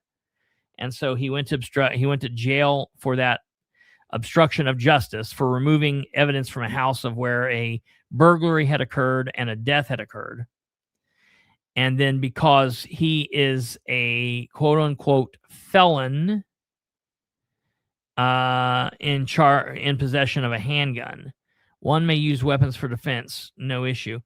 Well, yeah, we would like to think that, but legally the law does not align with that.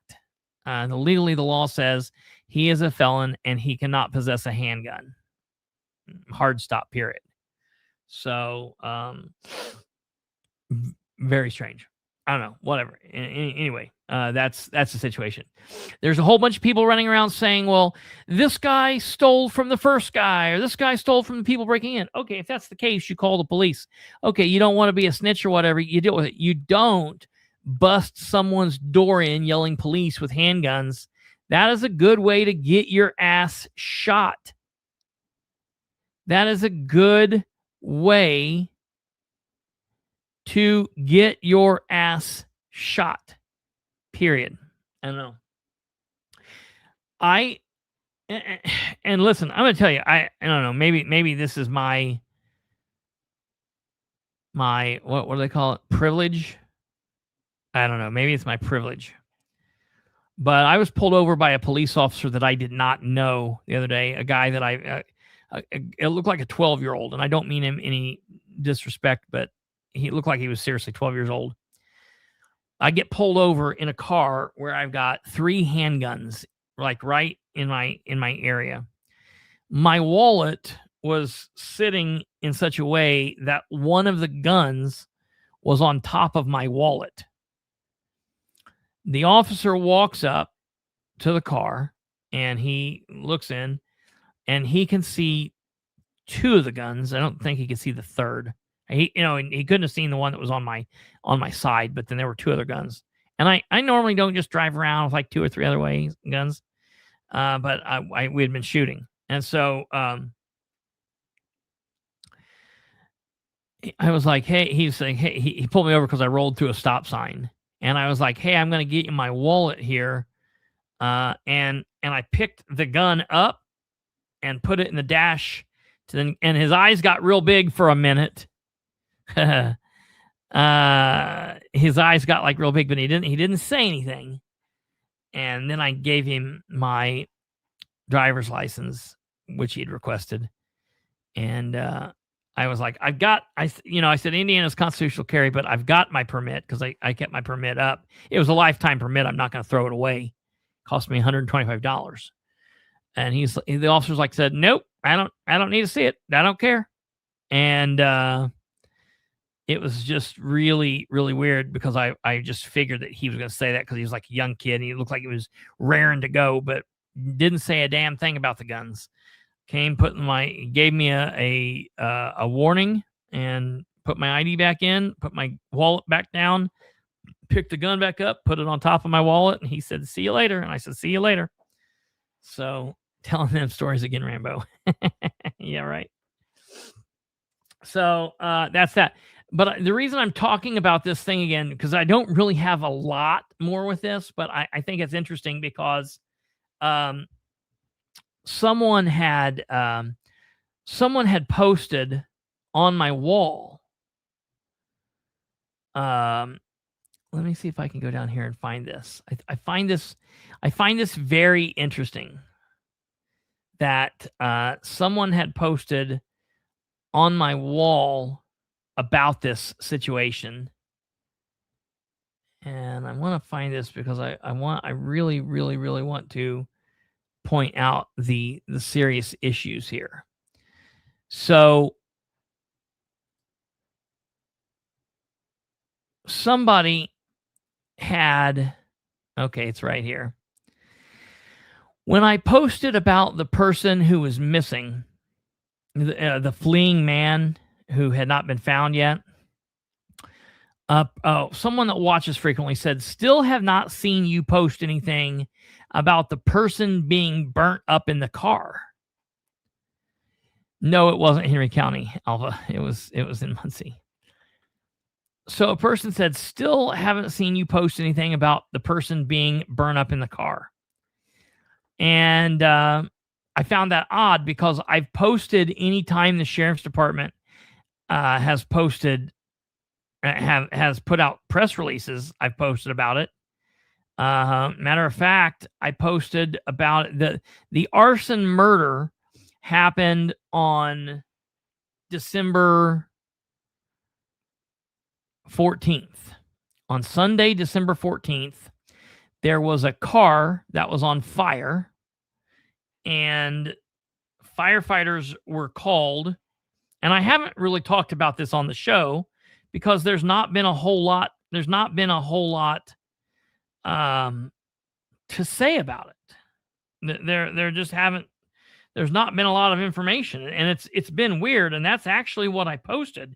I posted about this. I'm going to show you this. So here's a picture of this. I sent this to somebody, and someone said, "Are you a suspect? It looks like you took this in the woods." And I'm like, yeah, maybe. I might be. So here's a picture of this car fire in the woods on Sunday, December 14th.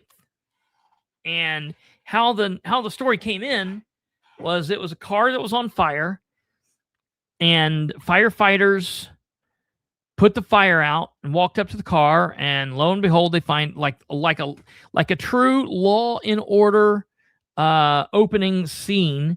They walk up and they find a person has been cooked inside the car, and it's pretty crazy. So I followed it. I posted the article when I was like, dude, this is going to be wild.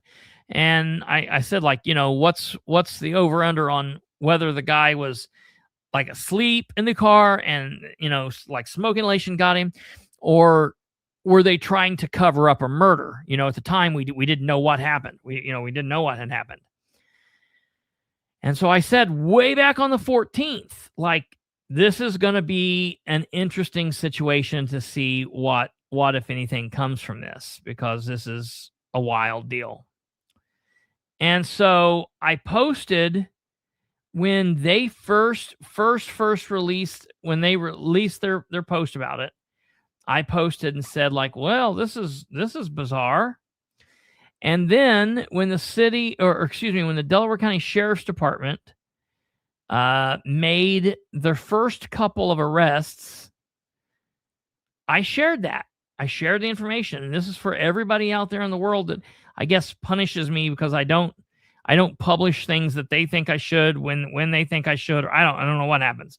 But I posted, this is a picture of my post. I shared it for immediate release. And now listen to this, because and somebody actually commented on this last night. It was like, why did you say this was weird? Well, listen to what this says. And I posted this on 10 days after it happened, on the 24th of December. I posted Delaware County Sheriff's Department press release. See pictures below. Stay tuned. And I just put kind of strange. It's kind of strange. Vehicle fire investigation leads to arrest. Delaware County Sheriff's Office continues to investigate a vehicle fire that was reported at approximately 3:45 a.m. on December 14th, 2025 in rural Delaware County. Deputies responded to the scene and confirmed that the vehicle was fully involved. During the investigation, a deceased individual was located inside the vehicle.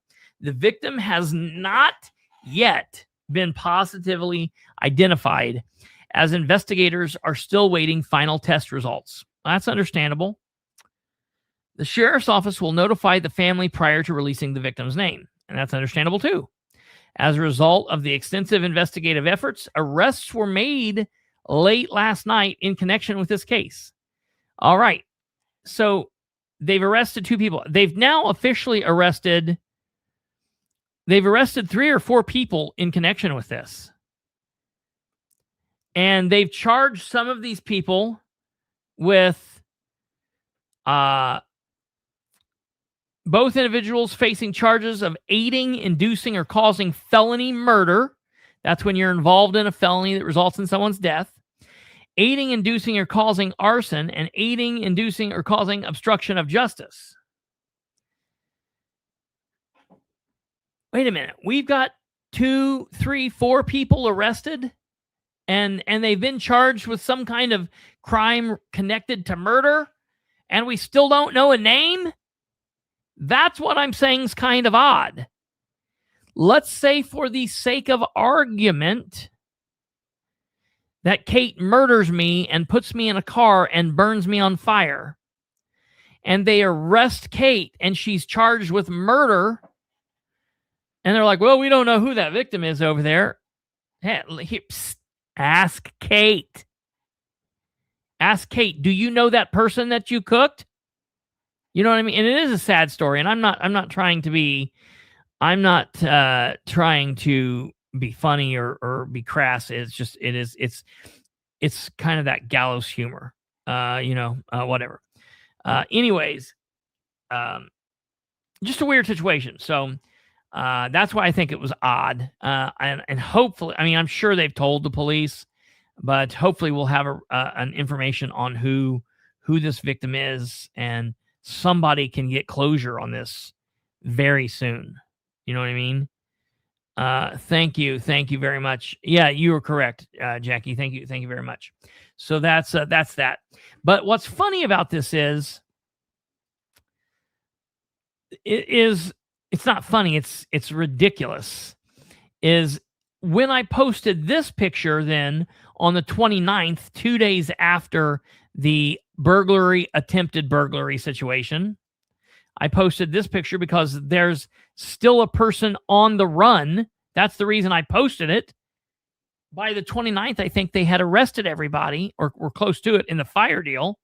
The only thing that we didn't know was who the arson victim was, who the murder victim was. And I can't post that because I don't know who it was.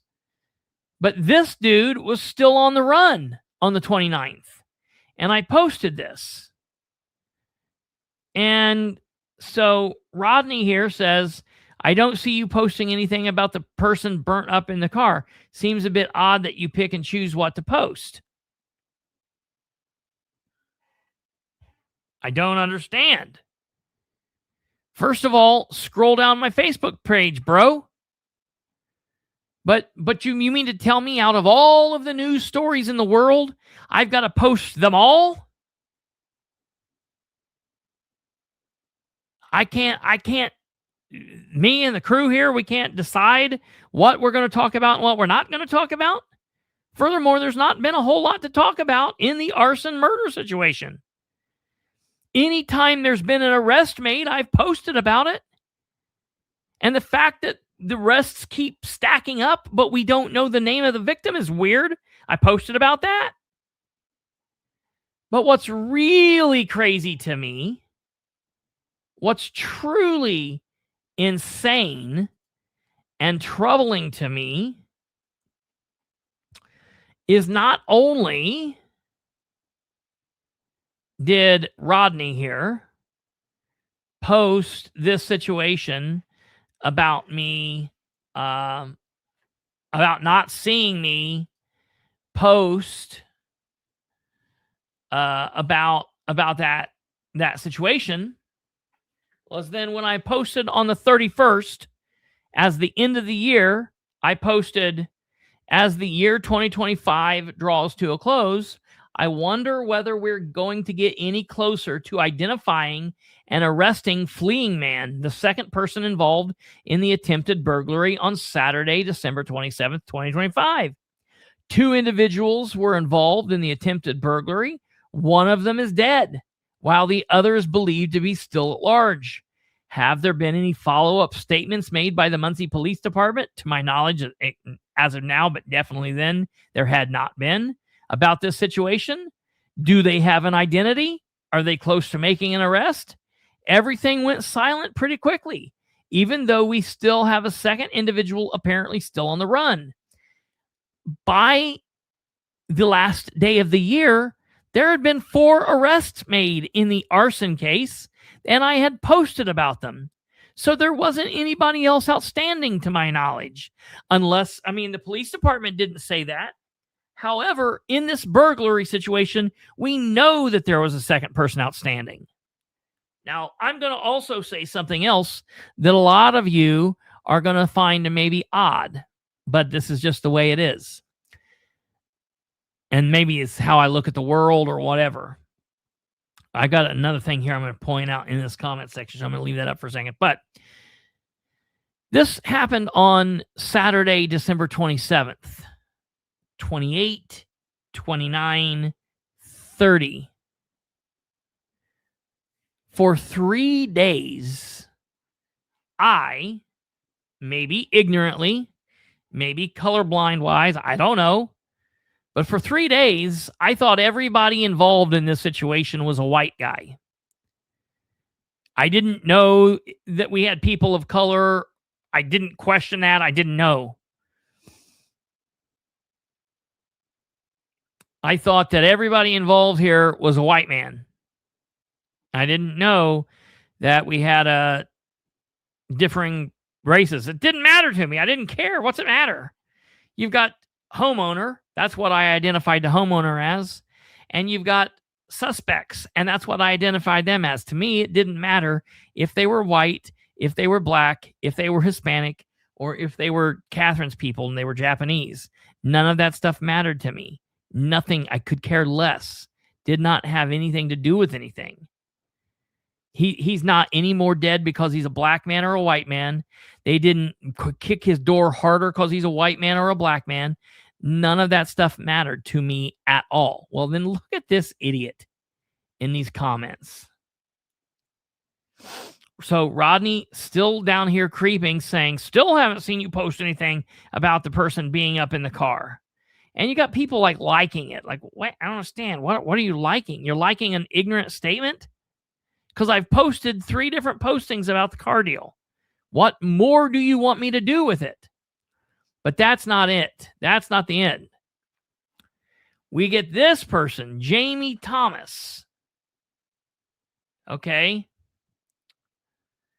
Jamie Thomas says, Rodney Vaughn, it doesn't fit his narrative. Now, I don't know who this female is or male. I don't know. Jamie can be a male or female. I don't know who this person is. I've not even clicked on the name because I don't care. It doesn't fit his narrative. What is my narrative? My narrative is, hey, there's a second guy here that until the 30th I thought was a white guy who's on the run. The way him and his cohorts are obsessed with this video and case is giving major lynching vibes. Major lynching vibes? Who are my cohorts? The way him and his cohorts. Kate, are you a cohort? Are you obsessed with this case? Are you ready to lynch somebody? I don't. That's so weird. I mean, I don't know. Are we going to hang? I mean, I'm okay with hanging people. I'm not hanging. I'm not going out and lynching people of color. I'm not just going to chase someone down and we're going to start up an old-fashioned lynching party. But I don't know. Put the guy, the fleeing man, through trial. And if he's put on death row for some reason and we're going to hang him, I'm fine with that. I don't care. I don't know. Weird. Very weird. The way that we're obsessed. I'm not obsessed with. I don't give a shit about that video or any other video or anybody involved. Somebody kicked open the door and got what they deserved.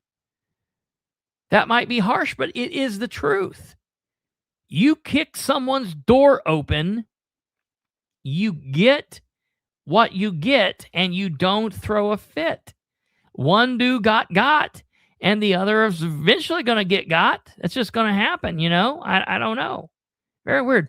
Why focus on the alleged... Listen, how weird this is. Why focus on the alleged suspect? Should we focus on the next door neighbor? And not the person who was out on bail for violently heinous crimes. Well, let's talk about those violent, heinous crimes. The violent, heinous crimes that they're talking about, first of all, for a lot of the crimes that people are trying to tie to Danny Songer, and I don't know any of these people, okay? And I do not know any of these people. Don't care in any way. I'm just calling it like I see it, balls and strikes. He's innocent until proven guilty, just like everybody else is. He's been convicted of one go-around with domestic violence, and it's not domestic violence even like officer or deputy would. The situation in which I think he was charged in one situation was something between him, his brother, and his brother's wife. And I think the brother's wife got knocked down or something. I don't even know. I don't even fully know. But it doesn't sound like, and maybe I'm wrong, and if I am, I'll correct it, whatever. It doesn't sound like he was sitting there just beating the shit out of his old lady. You know what I mean? And let's just be honest. If there was a situation where that was happening, okay, charge him, let them deal with that. Him and his old lady break up, go separate ways, whatever. Hope everything for the best for her. I still don't think that I don't think that allows me to say, well, Danny, you should just sit there and get filled full of lead as someone breaks in your house to steal your drugs, and you should be shot in the head. I don't roll that way. I just cannot roll that way. That dude still is allowed to defend himself, his girl, and the girl's kid. All right, I can't help that. It is what it is. But none of this has anything to do with anybody being white or black. It's totally insane. But I was supposed to be dealing with that, and they know why. They know why I haven't posted and why I'm obsessed and wanting to hang somebody. I'm lynching people. So I just said, I've posted every update about the arson murder case that there's been, but there just hasn't been very much information on the situation you're referring to. I'm anxiously awaiting more info. As far as whatever bullshit Jamie Thomas is on, I'm assuming he or she is implying I'm somehow racist. When for the first 3 days I spoke about this burglary that ended with the bad guy dead, as it should always, I thought everyone involved was white. It took 3 days before I found out that Marcus was a black man. And honestly, I don't give two shits about the color of his skin. What I care about is that Marcus and his buddy, Fleeing Man, walked into the property that they did not have access to, and they kicked in the door armed with guns, yelling police. When I talked about Danny Songer, who I also assumed was white, and to this day, at that point, now I know that he is a white man. I guess I don't know for sure what color he is. He could be white, black, Hispanic, or Japanese. Again, I don't give one holy damn what color he is. I fully believe he did the right thing. That's not a racial thing. That's a common sense thing. So, very, very strange, man. Very strange. I just wanted to put that out there so all the people could know I did finally talk about the arson murder situation on here. Okay, just in wrapping up, we're gonna wrap up. We're gonna take this quickly. Tomorrow we have the council meeting. We will follow that. We will be live tomorrow. I might talk about Sarah's announcement, Sarah Gullian's announcement. Just ridiculous. I'm not happy about it. I'm not happy about it. I don't want her to run. I don't think she should run.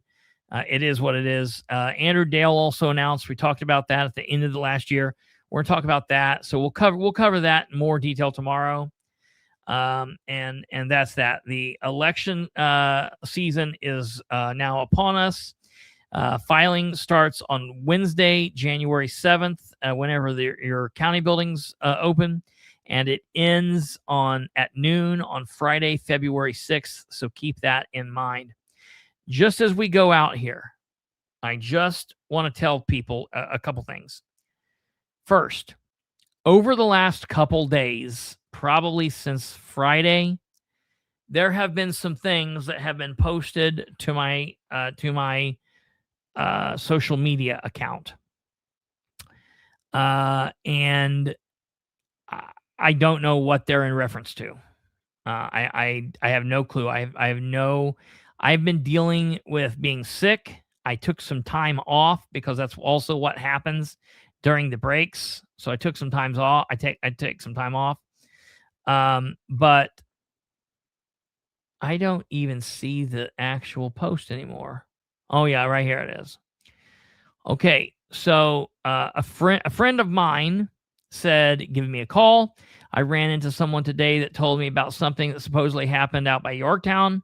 I can't believe that this is true, but if it is, holy crap. And while it occurred in Yorktown, the person involved is a City of Muncie employee and not just any city employee, if you catch my draft. Edit, I tried texting you, but you aren't answering. I hope this piqued your curiosity. Okay, so I was dealing with first of all, I was sick this day. I was dealing with headache and all this stuff, and dealing with family-related stuff that's personal. I'm not going to get into. But so I was just tied up. That's just all there was to it. And so this person posted things on my page, posted some pictures of some minor damage. I don't know anything about this. I've talked to a couple people, and I have heard some rumors, but I have not been able to find anything in relation to this. And while we do from time to time talk about rumors and things, what we're talking about here, I need to have more information on before I can say anything about it. I just can't. So I've had a lot of people blowing me up and saying like, why don't you say anything about this? Why aren't you doing anything? Because like I get people that post shit to me all the time, and this is just not something that I can talk about at this time. Hello, good to see you, Wanda. Thank you for stopping in, brother. So that's that.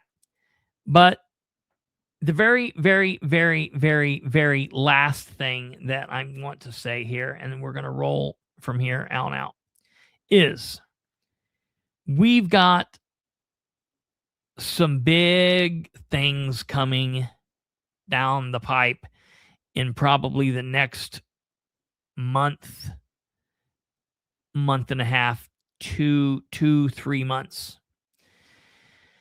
And it may, and I hate saying this, but I'm just going to let you know how it is. It may require me to go off air for no longer than a week. But we may have like a period in time in February where we have a week of shows, where we have a week where we don't do shows. I'll keep you all posted. I'm not just going to disappear. I'll let you know. But it's going to be very good.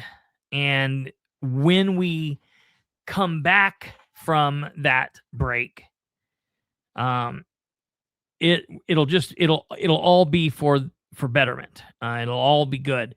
And so I want you guys to just know that. And also there, as we get closer and when I start announcing more of what's happening, there's going to be some things that I'm going to ask you guys for some help with. And it's cool things. It's things that you guys will get credit for. And I'll put it to you like this. It will be things like you're going to dance rehab. Yes. So for example, Alva is who gave us the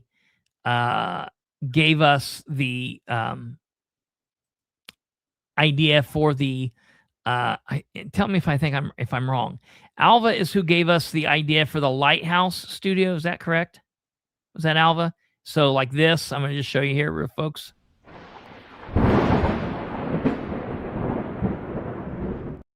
So Alva gave us this, and we use that nightly, and that goes off at the end of our show. So that's cool.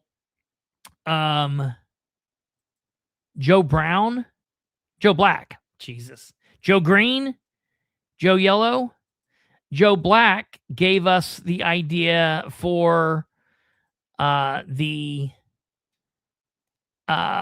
little spyglass. Is that correct? Was it Joe Black? I think it was Joe Black. Gave us the idea for the spyglass. Now, it's weird because he said it needed something, because I used to have, when we first started, we didn't have that spyglass there. And it's the political spotlight. Doesn't say anything about a spyglass. And he was like, it needs something else. He's like, it needs like a magnifying glass. And as soon as he said it, I was like, oh, I know exactly what I'm going to do. You're right. And then I put it on there and I was like, wait a minute. Why does that need a spyglass? This got nothing. The spotlight has nothing to do with a spyglass. It would have been better if we had like something like the Pixar animation with like a spotlight. But I knew what he meant as soon as he said it. And I love that. I love that thing. That I think that's on everything. I brand everything with that. It's on our business cards. It's on everything. Well, so there's going to be an opportunity for you people, and you know who you are, to come up with some things that will be part of the show forever moving forward. And so just keep that in your mind. keep that in your mind, and I will tell you, as it's going to be very cool. It's going to be really good, and there are going to be some major changes. I'll put it to you this way: on the other side, there will be things that will never be the same. There will be changes that will occur that once the change is made, things will never be the same again, and it's all going to be for the better. So keep that in mind. You guys have a wonderful rest of your Sunday. This is it. This is like the last night before reality kicks back in tomorrow, buds. So it is what it is. So enjoy your last few hours. Get some rest. Wake up bright and early tomorrow, Monday, January 5th. God willing, everything's going to be great. Wonderful, sunshiny day. And we're going to be busy tomorrow. Tune in right here for all of it. You can follow us on Facebook, on Twitter, or X, whatever, and all of that shit. You know how to do all of that stuff. You're scaring me. Oh, it's going to be great. It's going to be so great. But tune in tomorrow night at 6:45 for the Muncie City Council. And then right back here. Now, tomorrow's City Council meeting is going to be kind of a longer one. So we won't probably be live right at 9 p.m. It might be 10 or 15, 20 minutes after or whatever. So just stay advised. We will be live tomorrow, and we will go through the council meeting, all the things that change, what happens with Ordinance 3-26, as well as we'll talk about Sarah and Dale's announcement. All right, you guys, take care. Have a good evening. God bless, and we'll see you tomorrow. Goodbye.